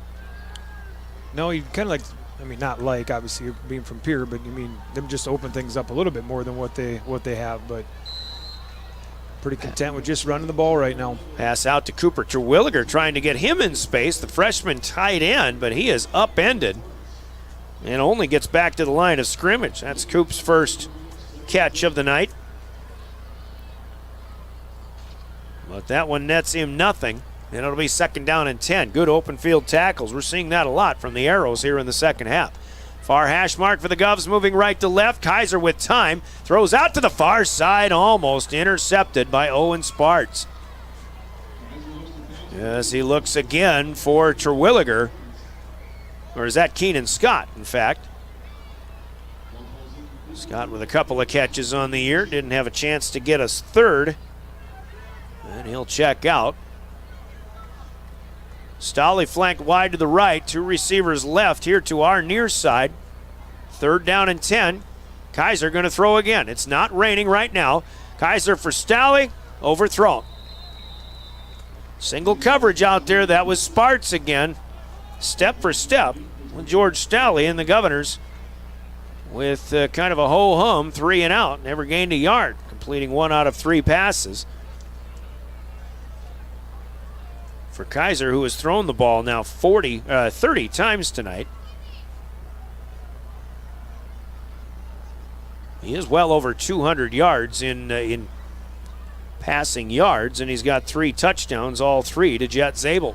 Check it, a 4th one to George Stalley. Zabel on the punt. He hesitated, then he tucks and runs. He's got a big gain and a first down, and the Governors are the ones who finish off a long fake punt. And a flag is going to be thrown late ahead of where Zabel went out of bounds. Carson Stoser was blocking against Owen Sparts, and I saw Sparts kind of grab Stoser and just throw him further out of bounds. If that's what this official saw, it's going to be a little late on that flag. But Lee Johnson is kind of pointing to the Governors and saying, you guys need to settle down too. So unsportsmanlike conduct on the Governors. Well, I think in what happened here, what Sparts did to Carson Stoser, he just threw him down out of bounds. And granted, he might have been about a yard out. Could have been flagged. Really, I think it was just missed, but not that it was, it certainly was unnecessary, but not a serious thing. But I think the Governors taking issue is what is going to get them dinged here. Meanwhile, the fake punt for Jet Zabel gets him a first down, and then they'll mark it back 15 yards from there. I think he got to the 30-yard line, which would be a gain of 19. We'll see where they spot it. Looks like they're going to put it back to the 45. Going back, they actually called personal foul on Zabel.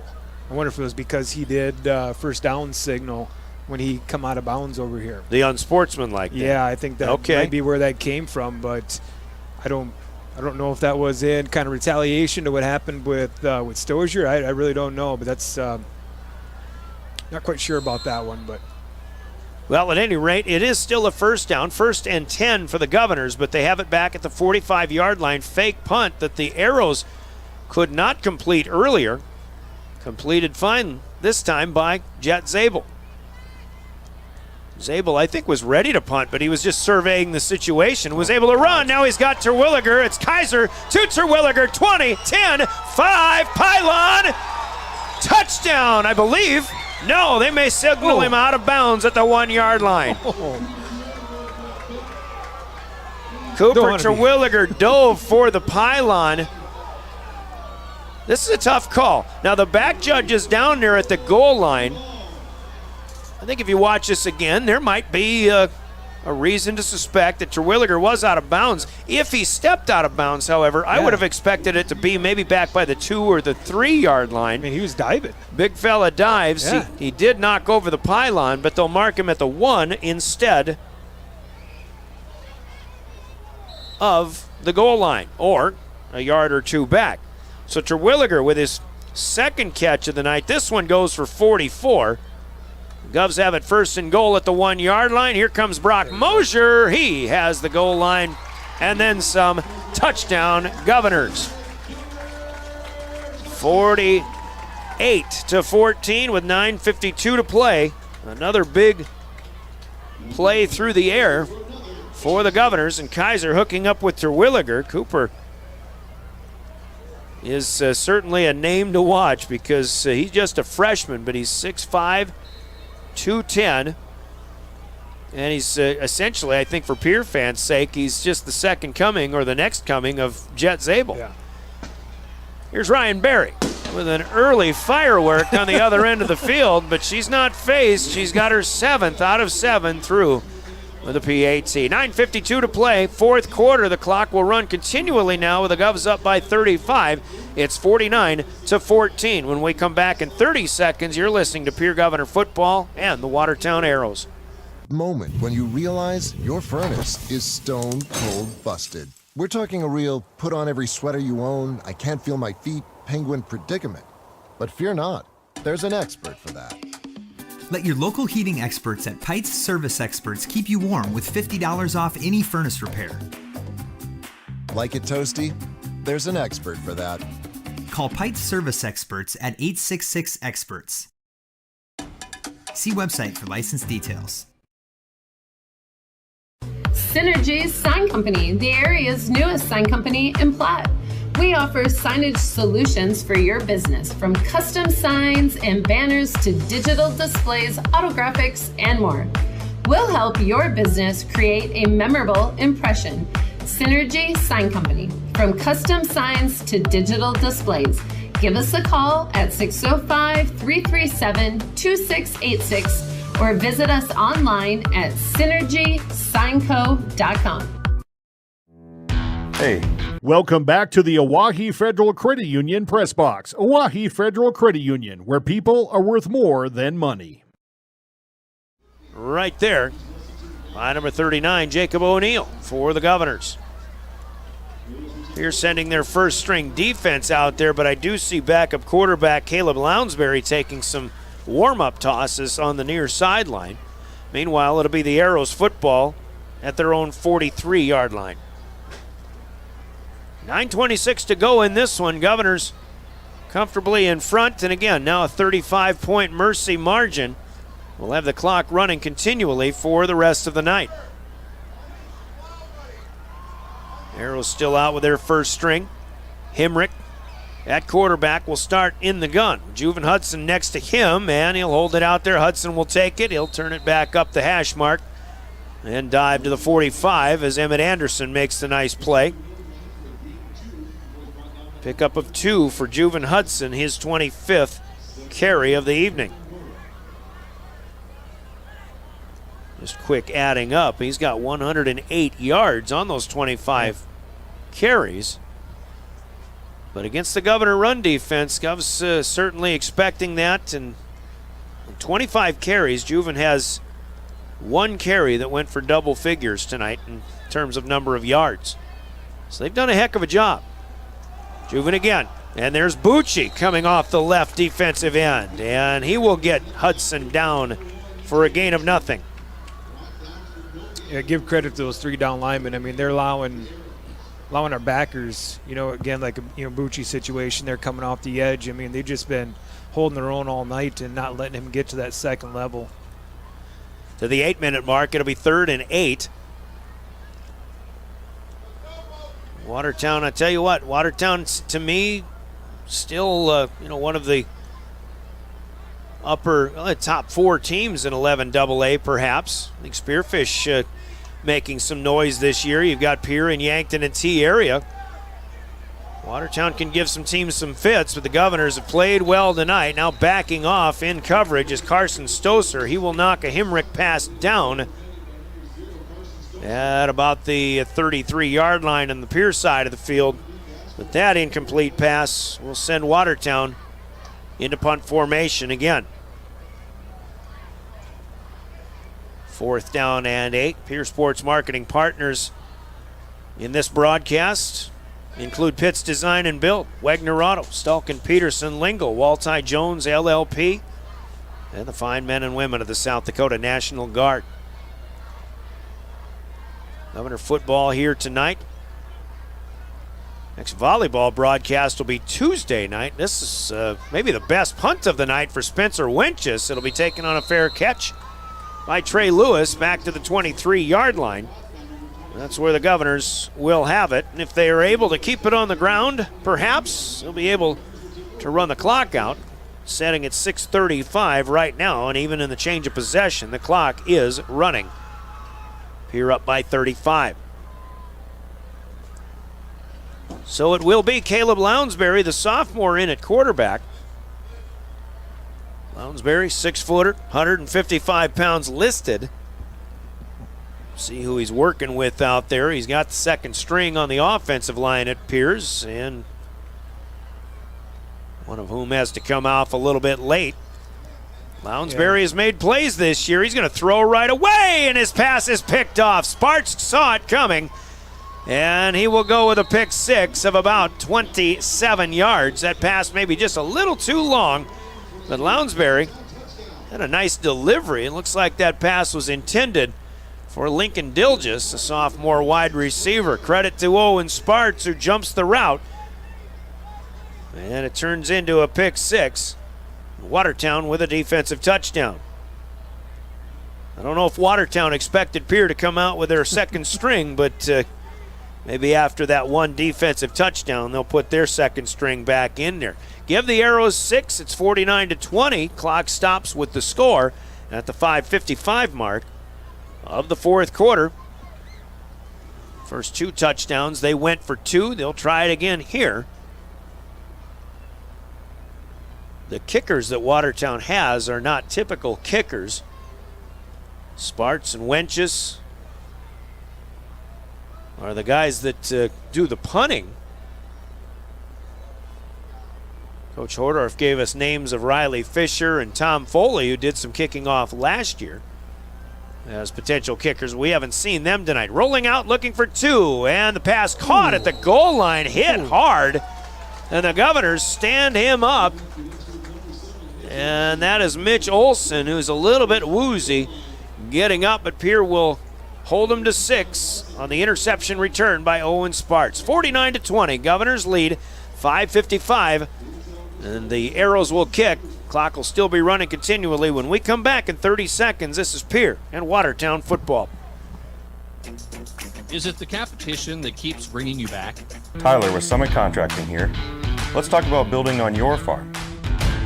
One of the great things about working with Summit Contracting is that we are the farm builders. We build premium grain systems and any structure that goes on your farm. It's never too early to start a project. We'll create a layout to ensure your structures are perfectly placed for today and the future. Let's get started on your farm project at buildsummit.com. Starting a John Deere dealership during the Depression took guts. Welcome back to the Oahe Federal Credit Union Press Box. Oahe Federal Credit Union, where people are worth more than money.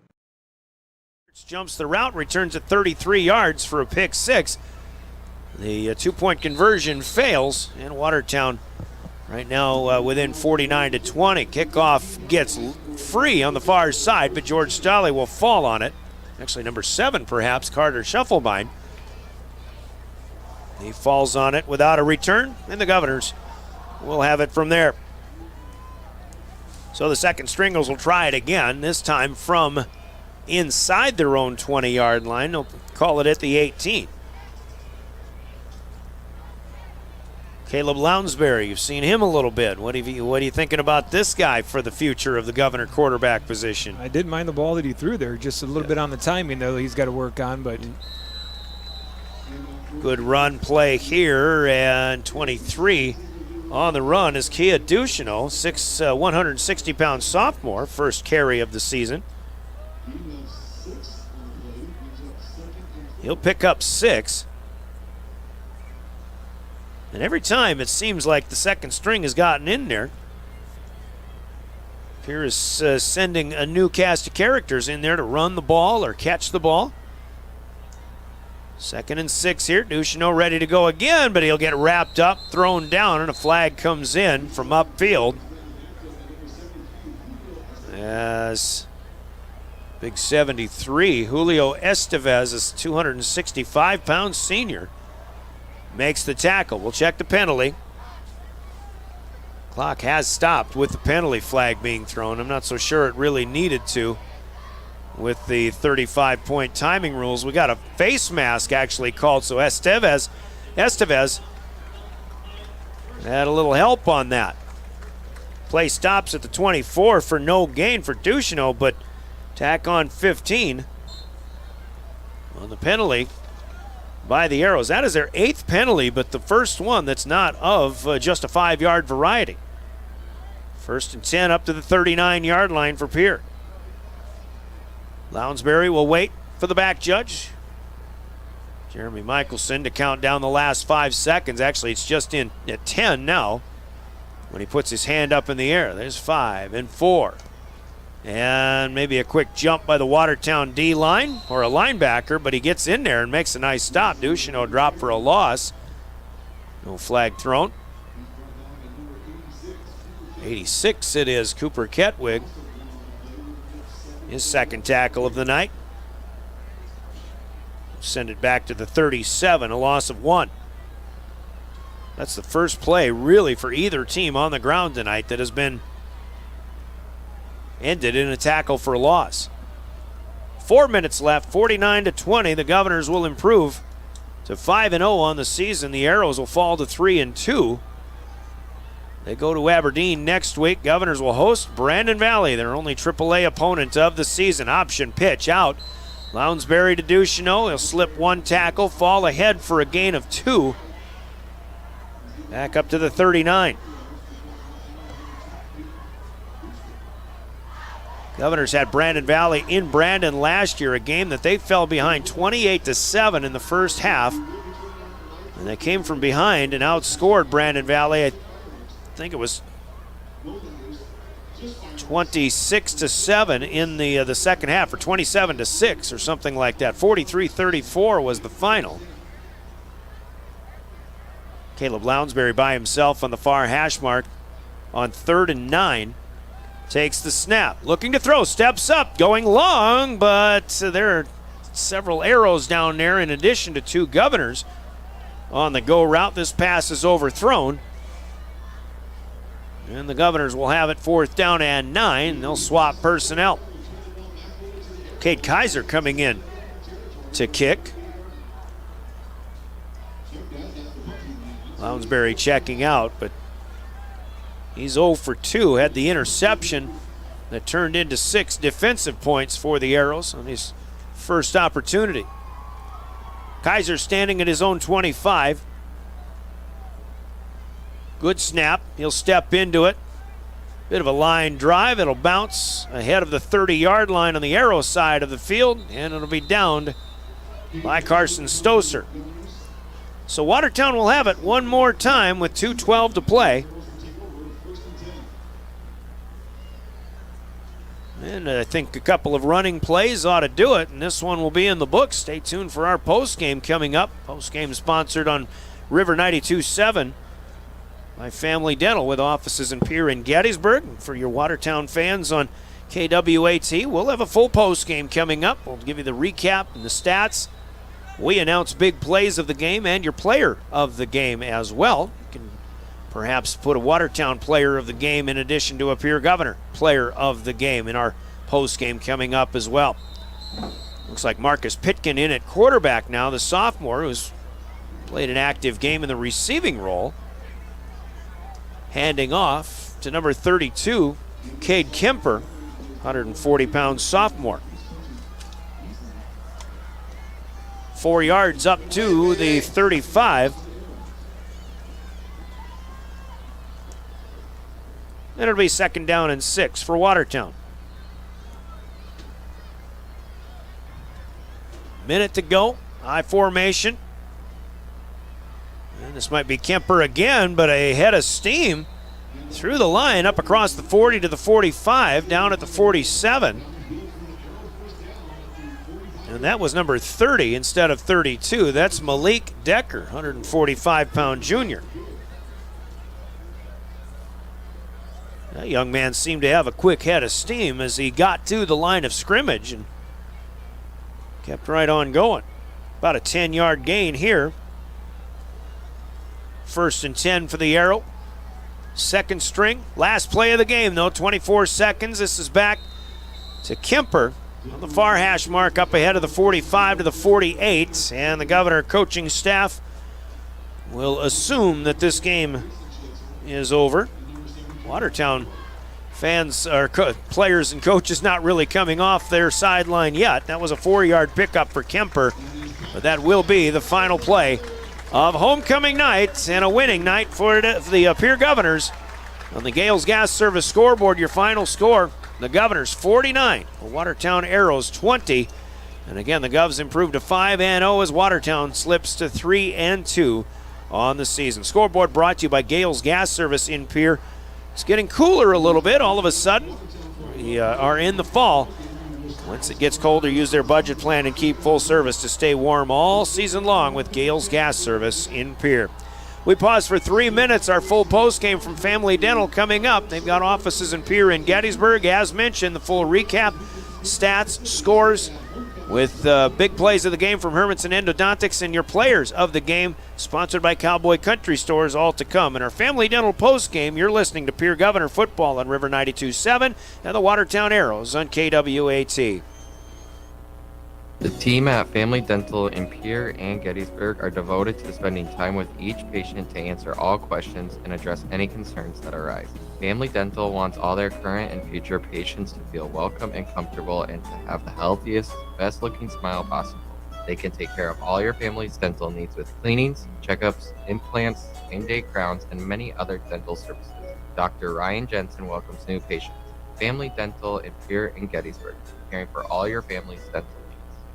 There's an app for everything, including high school sports from the stations of DRG Media Group.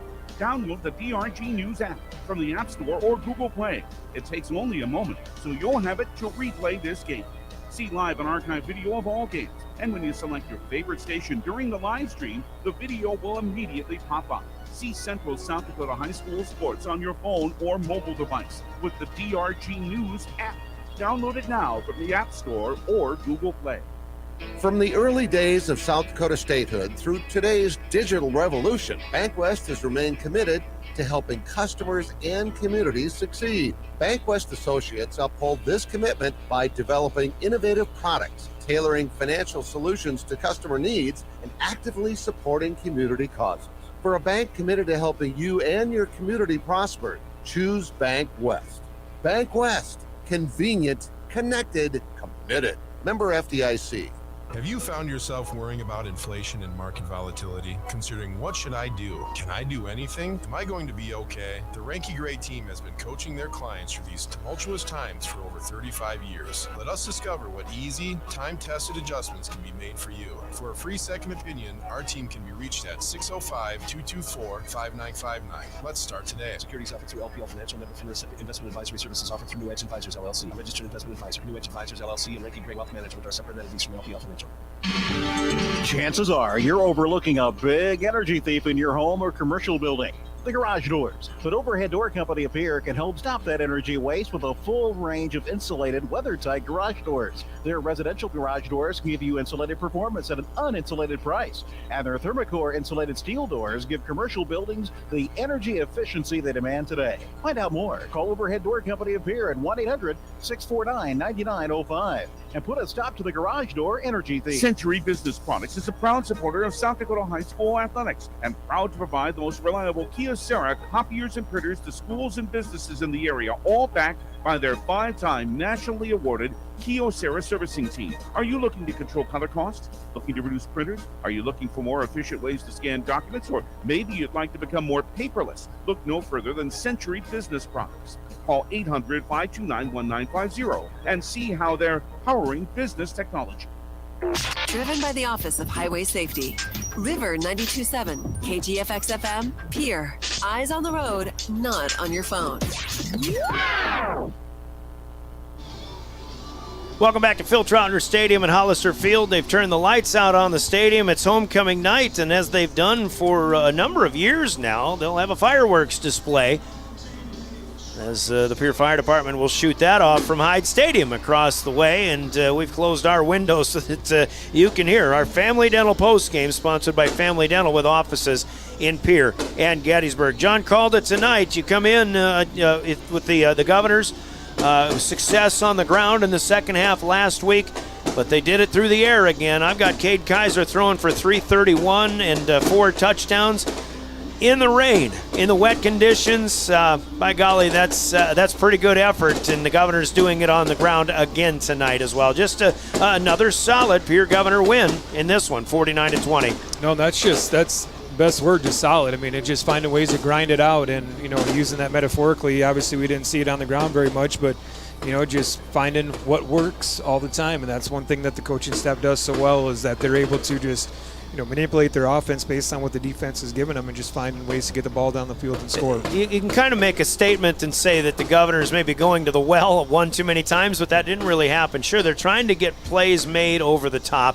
Everybody loves the long ball, but that still is something they'll have to work on. but again, just a lot of good things happening tonight as the coach is on his way up here. Your final comment there. Yeah, no, I mean, that's just a great defensive effort out of, those 3 down linemen doing exactly what they needed to do and just contain the running back and allowing everybody else to crash hard. And, just, again, great defensive effort and offensive, obviously, on both sides of the ball. Yeah, and for Watertown, I mean, they did what they normally do and run the football as much as they could. You certainly get an idea of what Juven Hudson's capable of, but when he's averaging, what are you looking at? Probably 4 yards per run. That's holding the workhorse down to a pretty good job for the Governor defense. Yep, that whole bend don't break mentality. Again, give him some yards, but eventually, stop's going to come and get the ball back in the hands of Kaiser and the offense and let them do what they do well. All right. Well, thanks for joining us once again, JW, and we'll have you handed over to Coach Steve Steele, who is up here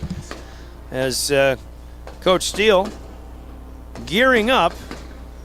Coach, a 49-20 win over the Watertown Arrows, and I guess first point is congratulations. You're tied with Phil Troutner for the all-time win total in Pierre Governor history. I think you've done it in a few less years than the legend did, but I mean it's been quite a run, and you're still going. Yeah, thanks. I don't think they played as many games as we did either back then, but. Yeah, really cool deal, and hopefully we can keep on going here. Absolutely, 49-20 with the win tonight, and Watertown. I don't know if you. It looked like an accident on the opening kick tonight, but you get that essentially an onside kick, and you go right down and score on a wet night. And I mean, the conditions have to be part of the issue for both teams tonight, obviously. But I mean, did you? I know you wanted to throw the ball because Watertown appeared to be susceptible to it. Did you expect to have the kind of success you did?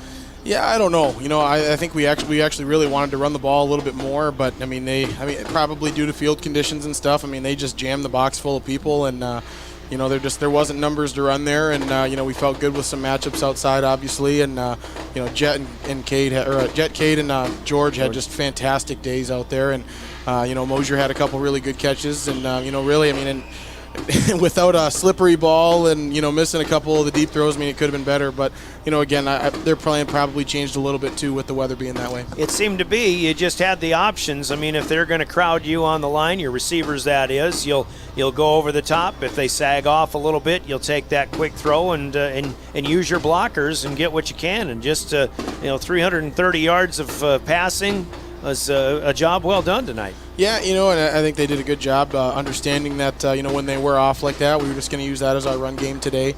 Get a quick throw and get that other receiver out there to block and see if we can get a run play. Go get 5-6 yards, and if you break it, it's a good play, and if not, you don't. But, then it set up a couple where we popped that and faked it and got behind them on it too. So all around, it was a good game. I think the guys did a great job adjusting because, again, the weather dramatically changed the game plan. The field conditions dramatically changed the game plan, so they did a really good job adjusting and rolling with it. But the fact that you have that versatility, where last week you pretty much had to go to the run, and it worked out. Tonight didn't look like it was going to happen that way, but you were able to make the adjustments, and just another reason, I guess, why the Pierre Governors are so hard to beat. Yeah, it's funny, and that's what it's all about, when we want those options, because you never know when you're going to have a rain game like this, and if you're so locked into one thing, then you're easy to take away, and I said that was pretty clear. They didn't want us to run the ball today. Obviously we did run with success last week, but that's why we need that versatility, and we need that threat to be able to essentially go all pass one game and all run the next. Yeah. In the rain like this, it really takes a lot of focus, I would imagine, to throw, but especially to catch the football. What about the mental state of the guys playing in a hard rain like you had for a little while, at least early in that second half? Oh, yeah, the third quarter was a driving rain for a little bit. We came out, and you're feeling good. You're nice. You got in there and you dried off, and then you are just drenched in about 38 seconds. So, it was really good for the guys to be able to keep their head in it, and then find a way to distance ourselves there as that second half wore on. All right, so you're looking at next week. It's Brandon Valley. Maybe you can become an all-time record holder on your own here, but Brandon Valley is a team that in AAA at 2-2 coming in or whatever they are, but there's well, you said it earlier this week. They're 2 plays away from being 4-0. This is going to be a fun one next Friday night. Yeah, this should be a really fun game. I mean, they're huge up front. They've got some really big speed outside, and they're just a really well-coached football team. So it's a really good program. And like you said, they could very easily be 4-0, playing to be 5-0, just like us. So, their record does not. They're not a 2-loss football team right now. So, it's going to be a fun week to get into film and see what they got and see what we can do against it. You've got different people from last year's game in skill positions. They obviously will too. But they're always athletic. What have they got in speed and the ability maybe to I suppose on both sides of the football, how tough is it going to move to move the ball against those guys? Yeah, I mean they're huge. I mean they're a line on both sides of the ball. It's a college-sized offensive line. I mean they're probably 6'4", 270 across the board, and they've got some really good burners on the outside on offense. Number 5. I can't remember. It's been fortunate to be able to watch a couple of their games because they played a couple Saturday games. So sure. It's been good to be able to watch some of their games. But they've got some burners on the outside offensively, and they've got big guys everywhere, both sides of the ball. I think they're playing again tomorrow, another Saturday game. So a chance to see them. That's going to be fun. Can't wait, Coach. Congratulations on a homecoming win tonight. Thank you. 49-20, Coach Steve Steele, now 72 all-time wins in a Pierre Governor coaching standpoint, tying the legendary Phil Troutner for the all-time win total in the head coaching ranks here in the capital city. Let's take a 2-minute break. We'll come back. More of the post game coming up. We'll get you the recap. I've got the stats for you. We still have big plays in your player of the game also to announce as the fireworks continue from across the street here at Phil Troutner Stadium at Hollister Field. The Governors win tonight on River 92.7. Watertown playing valiantly as well. KWAT AM. Why am I so sore? There are everyday moments. Hey, hold the ladder! Hold the ladder! Yeah, that hurt. And there are epic moments. Slide! College! Class of 1995! When a moment creates a health need, visit the experts at Avera Orthopedics. We're moving health forward so you can tell the story. Learn more at avera.org/orthopedics. Do you dream of a custom home built within your budget and done on time? Kruger Contracting can make that dream a reality. They're a trusted home builder since 2003, and they're going to be upfront and open about cost and transparent about where your money is going when it comes to your new home. Their skilled crew will manage construction of your new home from start to finish. They're located in Pierre and can build your home in Pierre, Fort Pierre, or the surrounding area. Call 605-222-2523. Visit KrugerContracting.com or find Kruger Contracting on Facebook. Beck Motor Company is celebrating 54 years in business. Specials in every department. Buy 3 tires, get 1 free. 10% off all Pro Shop items. Caps, coolers, cups, blankets, car storage containers, and more. $15 off a light detail. And with all vehicle purchases, take home a special anniversary gift. See us at beck-motors.com. Call 224-5912. Thank you for your business and friendship.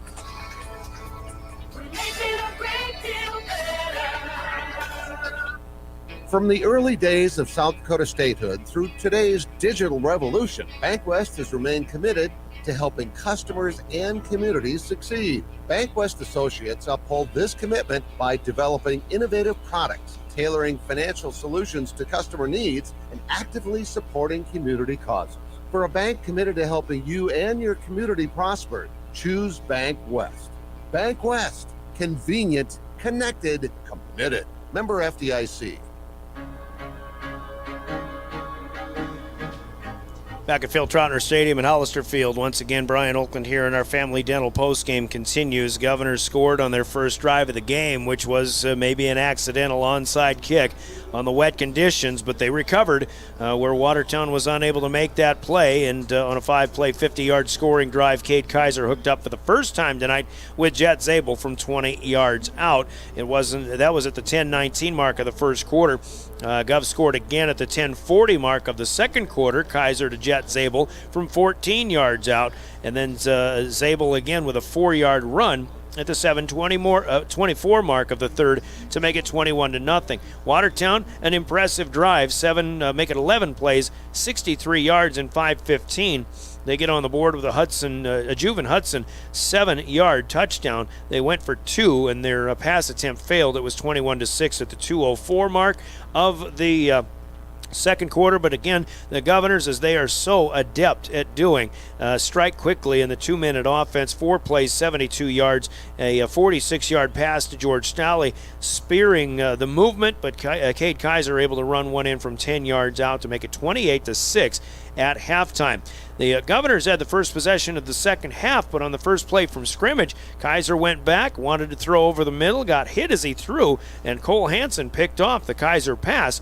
And Watertown had an opportunity, and it only took them 3 plays before Trayton Hemrick hooked up with Spencer Wenches out of the backfield. The fullback then rumbles 44 yards, slipping a few tackles along the way. Defensively, probably the one thing the Governors, the one play the Governors didn't play very well on, but a Juven Hudson 2-point conversion run makes it 28-14. The Arrows in business at the 10:09 mark of the third quarter, but the Governors come right back. 2 plays, 59 yards. It's Cade Kaiser to George Stalley for 62. That coming after a holding penalty. That made it 35-14 at the 9:16 mark of the third. And then Watertown comes out. They go 3 and out. They wanted to punt, or they came out to punt on 4th and 3, but they fake it instead. Wenches tried to get around the right end, but Lucas Chamberlain gets the trip-up tackle. A loss of 3 on the play. Governors take over at the Arrow 45-yard line. 5 plays later, Cade Kaiser to Jet Zabel through the air for the 3rd time tonight to make it from 22 yards out to make it 42-14 with 6:27 to go. Still in the third. We traded punts back and forth a few times, but then the Governors scored their final touchdown from the 10:51 mark. They go 6 plays, 51 yards in 1:05, and a Brock Mosier 1-yard run set up by a 44-yard pass to Cooper Terwilliger as he dove for the pylon. They ruled he was out at the yard line, though, and Brock Mosier got the score at 9:52 of the fourth quarter. Watertown then punted on a 3 and out, but the Governors, leading by 35, brought in their second string, and sophomore quarterback Caleb Lounsbury was picked off by Owen Sparts, and Sparts returned at 33 yards for a score. Defensively for the Arrows, the 2-point conversion attempt failed, however, and it was 49-20, and the continually running clock was allowed to run out from there as the Governors preserved their 5th win in 5 tries, and I believe now their 19th straight victory. Maybe even 20 now here, but again, 72 is the number for Coach Steve Steele as he ties Phil Troutner in all-time Governor coaching annals. As we look at the total stats in this one, rushing for Pierre, 106 yards on the ground. Cade Kaiser with 70 yards to lead the way out of the quarterback spot at a 10-yard touchdown, that coming on 10 carries on the night. Jet Zabel with 3 carries, 26 yards, including a 19-yard fake punt to keep a drive alive. He did score a 4-yard run as well. Kia Duchino with 4 carries, 7 yards in mop-up duty. Brock Mosier 2 carries, 3 yards, including a 1-yard score. Trey Lewis ran once after being the workhorse last week. Only ran once tonight, and he was stopped for no gain. He was just relegated to defensive duty after that. Meanwhile, through the air, Cade Kaiser, I have him at 19 of 31, 331 through the air. However, adding up all my receiving stats, I've got 346, so I might be missing one in there. I think I'll go with 346 for the Governors through the air, although Kaiser sacked once and Lounsbury sacked once. I take that back. Kaiser sacked twice for losses of 12 yards. So 346 positive minus 12 is 334 total passing yards, and 106 on the ground would give the Governors a total of a cool 450 yards overall. They were penalized 7 times, but they pick up 15 first downs. Meanwhile, through the air, receiving, George Stalley catches 6 passes for 165 yards, had a 62-yard touchdown, his second week in a row, finally catching 1 bomb for a score. Jet Zabel catches 8 passes tonight, 109 yards, 3 touchdowns from 20, 14, and from 22 yards out. Zabel now was 19 away coming in, now is 11 away from tying Jack Merkwan's 123 all-time receptions number for Governor history. Brock Mosier, 3 catches, 28 yards. Cooper Terwilliger, 2 catches, did have that big 44-yard catch that set up the score as well. Governors turned it over 2 times, just 2 interceptions thrown, one by Kaiser, one by Lounsbury. Meanwhile, for the Arrows, they'll amass 142 yards on the ground, 26 carries, 108 yards for the standout. Juven Hudson tonight had a 7-yard touchdown run. 2 players with 10 yards each, Spencer Wenches on 4 carries, and Malik Decker with a 10-yarder in late duty. Cole Kemper with 2 carries for 8 yards. Pitkin with a 4-yarder, but lost a fumble on that play. Trayton Hemrick with a 2-yard gain as well. Through the air, it was Hemrick going 9 of 17 for 129. He did have a touchdown and the 44-yarder to Spencer Wenches, but he was sacked 5 times for losses of 31 yards, so only 98 yards net offense through the air for the Arrows. 142 on the ground, 240 all told. Picking up 11 first downs on the way. They do lose 2 fumbles, so the turnover battle was even in the end, but the Governors win it on the board, 49-20. Receiving-wise, Wenches with that 44-yard score. Cole Vlasman had 2 catches for 25 yards. Cohen Kranz, 2 catches, 23 yards. Marcus Pitkin, 17 yards, make it 24 yards, in fact, on 2 catches. And then a 9-yarder for Mitch Olson and a 4-yarder for Juven Hudson. That's the stats, but the score, again, reads 49-20 in favor of the Governors. 20 straight wins for the Governors, thank you, as that was just given to me. A 2-minute timeout, and our big plays of the game are next. It'll be brought to you by Hermanson Endodontics in Pierre as we continue our Family Dental postgame on River 92.7 and KWAT. Living with less pain means living at your best. But an action-packed life can wear your body down. Avera Orthopedics keeps you moving with total joint replacements for pain you don't have to live with. Find relief with the region's largest orthopedic physician team of specialized surgeons so you can keep moving forward. Avera, moving health forward. Learn more at avera.org/totaljoint. Do you love watching high school sports but find yourself wanting to be more involved? LiveTicket.tv has the solution for you. They're looking for production managers to assist for this school year. Duties include the management of equipment as well as basic technological understanding. But don't stress, paid training will be provided. Part-time wages starting at $20 per hour. Call 833-605-LIVE, extension 2. That's 833-605-5483, extension 2, and punch your ticket to joining one of the fastest growing companies in South Dakota. Hey, DQ fans, taste perfection in every bite of their chicken strip basket.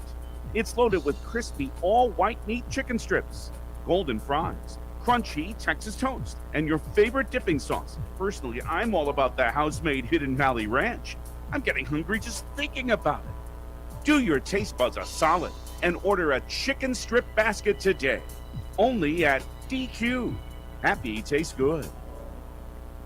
Have you found yourself worrying about inflation and market volatility? Considering what should I do? Can I do anything? Am I going to be okay? The Ranky Gray team has been coaching their clients through these tumultuous times for over 35 years. Let us discover what easy, time-tested adjustments can be made for you. For a free second opinion, our team can be reached at 605-224-5959. Let's start today. Securities offered through LPL Financial Member FINRA. Investment advisory services offered through New Edge Advisors LLC. A registered investment advisor. New Edge Advisors LLC and Ranky Gray Wealth Management are separate entities from LPL. Family Dental postgame again continues here. Phil Troutner Stadium at Hollister Field, a 49-20 win for the Pierre Governors. It's time to talk about big plays of the game that come to us courtesy of Hermanson Endodontics in Pierre. Certainly some big plays on both sides of the ball, but the biggest are what we will recount after you hear this from Hermanson Endodontics in Pierre, and we're back in 30 seconds as well on KWAT. Quality comes first at Hermanson Endodontics. Dr. Brian Hermanson serves Central South Dakota with specialty root canal treatment. Hermanson Endodontics strives to provide treatment that's not only comfortable, but also provides the best possible outcome. They do this by effective and timely communication with your dentist and preserving as much healthy tooth as possible using state-of-the-art three-dimensional imaging and the dental operating microscope to guide diagnosis and treatment. Ask your dentist if a root canal specialist is right for you. Hermanson Endodontics in Pierre. Big plays of the game from Hermanson Endodontics, and I'm going to go with the 2 quick strikes, the 2 quick responses by the Pierre Governors after Watertown scored their 2 offensive touchdowns. Granted, it was 21-0 Pierre when Watertown gets on the board first. Real impressive drive, though, in that 11-play, 63-yard drive, taking 5 minutes plus. Juven Hudson with a 7-yard touchdown. But when the Governors come back out, they get a 46-yard hookup from Cade Kaiser to George Stalley. 2 plays later, Kaiser runs it in from 10 yards out. That was a 48-second drive that finished with 1:15 still to go in the second quarter. That's a 2-minute drill run to perfection yet again by the Governors. And then after the interception by Watertown to open the second half, 3-play drive and a 44-yarder from Hemrick to Wenches that got Watertown back within 28-14. Another quick strike drive that the Governors had despite a holding penalty that marked him back. It was a 62-yard touchdown on the second play of the possession from Cade Kaiser to George Stalley that made it 35-14. And the Governors win it in the end 49-20 because of those quick strikes and the responses that they had, as Watertown may be feeling good about getting those 2 scores, but the 6 or the 8 that they scored were countered by 7 each in each occasion for the Pierre Governors. So Pierre gets those big plays that are brought to you by Hermanson Endodontics on their way to a 49-20 victory. And big performances throughout as well. Our player of the game is to be sponsored by Cowboy Country Stores in Pierre and Fort Pierre. We'll talk about players of the game after this from Cowboy Country Stores and another 30-second break for folks listening on KWAT in Watertown. Anytime is a good time for Cowboy Country Stores in Pierre and Fort Pierre. Fill up your tank and your stomach.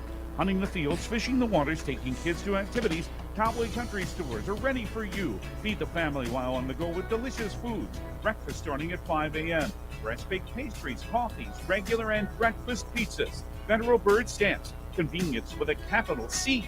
Cowboy Country Stores and Champs Chicken on Euclid and Harrison in Pierre and in Fort Pierre. Cowboy Country Stores giving us players of the game. I think for the Watertown Arrows, obviously you look at Juven Hudson, and he runs 26 times for 108 yards, had a touchdown. He's obviously the guy that shines just about every time the Arrows take the field. But there were some good efforts. I think Spencer Wenches plays a very active game all game long. Not only, he's pretty much out there, offense, defense, and special teams, doing a lot of the punting. And he had a 44-yard touchdown tonight. Made some good plays on defense, and did a lot for this Watertown squad. If I were to go with a player of the game in that regard, I think maybe Spencer Wenches would be as good a choice as any. But for the Pierre Governors, you've pretty much got 2 choices. Of course, Cade Kaiser had a great game in this one, 346 yards passing, 4 touchdowns. He may get a game ball from some of our media colleagues out there in South Dakota this next week. He's already got 1 of those, by the way. But the receivers tonight, Jet Zabel with 8 catches, 3 touchdowns. He scored a 4th on the ground. George Stalley, 6 catches, 165 yards. I believe, as great of a night that Jet Zabel had, he's going to get his opportunities still. I'm going to go with George Stalley tonight and those 165 yards. He's obviously becoming a weapon, and it's not going to take long before other Governor opponents realize that all the Governors have to do is hook up Kaiser to Stalley. That hasn't been easy the last couple of weeks, but they have gotten now 3 big pass plays, including 2 tonight, and George Stalley with a 66-yarder last week. He's got a 62-yard touchdown tonight. George Stalley is tonight's player of this football game, sponsored by Cowboy Country Stores in Pierre and Fort Pierre. Govs win it 49-20. As we get set to wrap this one up, reminder that we wish safe travels to Watertown folks heading back home, especially if they've got to do it through the rain. The South Dakota Office of Highway Safety reminds us all as they celebrate being a part of a team that buckling up is the best way to save your life in a crash or somebody else's. So do it for your family and friends. You've got someplace to be in the South Dakota Office of Highway Safety. We'll check other scores for you, but Governor Sports coming up does include Volleyball on Tuesday night. The Governors, after a 10-day layoff, will go to Rapid City Christian. Tuesday night we'll be on the air with that. They come to Watertown to the Civic Arena to make up what was supposed to be the first match of the year when it was really hot in the arena. That'll be on Thursday night, and the Governors girls will host Brandon Valley on Saturday afternoon. That after the Governor footballers host Brandon Valley on Friday night. So we've got volleyball Tuesday, Thursday, Saturday, football on Friday, and I think we can fit some soccer in there too. In fact, tomorrow the Governors will host Sioux Falls Jefferson, and David Burrow will have the call of both the girls and the boys contest. They host Huron on Tuesday, trying to get broadcasts on that, I'm assuming, even though there's Governor volleyball later that night as well. And the soccer team goes to Aberdeen on Thursday. Golf, it'll be ESD on Monday at Yankton. The girls tennis team hosts the ESD tournament coming up on Tuesday at the Griffin Park the Griffin Park tennis courts, and then competitive cheer and dance competing at Rapid City Stevens tomorrow. Football on the air with Vikings hosting Chargers. That coming on Sunday with an 11 o'clock pregame and a 12 o'clock kick. One final look at scores in Class 11 AA this evening. In addition to Pierre on top of Watertown, it was Yankton over T Area 37-26. Mitchell falls to Sioux Falls Jefferson 63-0. Sturgis right now leading 7-0 at home over St. Thomas More. They are just started the second half. Brookings is leading Douglas 37-0. That's at the end of 3. Spearfish defeats Belle-Fourche 40-7, and Aberdeen Central holding a 23-0 lead at home over the Huron Tigers. That one halfway through the fourth quarter. AAA scores: Harrisburg over Roosevelt 48-13. Sioux Falls Washington late leading at Rapid City Central 37-20. Lincoln, the number 1 team in the state at Howard Wood, is leading O'Gorman, the number 2 team in AAA, 44-28. And other scores on KPLO out at Hill City, it was the Rangers leading Miller Highmore Herald. Where'd that score go now? As it was 30-6 at one point, now 44-12, the final in a game heard on KPLO FM. Mobridge Pollock at Clark Willow Lake is in the fourth quarter late, and it's just a 7-6 lead for Clark Willow Lake over Mobridge Pollock. Stanley County gets a win at White River tonight on KGFX, 36-0, the final there. Impressive showing again as the Buffaloes bounce back from their first loss of the season last week to Bonham. Wall, 38-0 at Lyman with the win there. And one other score, a couple of others. Perhaps as Sully Buttes loses 28-0 at Harriet Selby area, and Kadoka is leading easily at Jones County 46-14.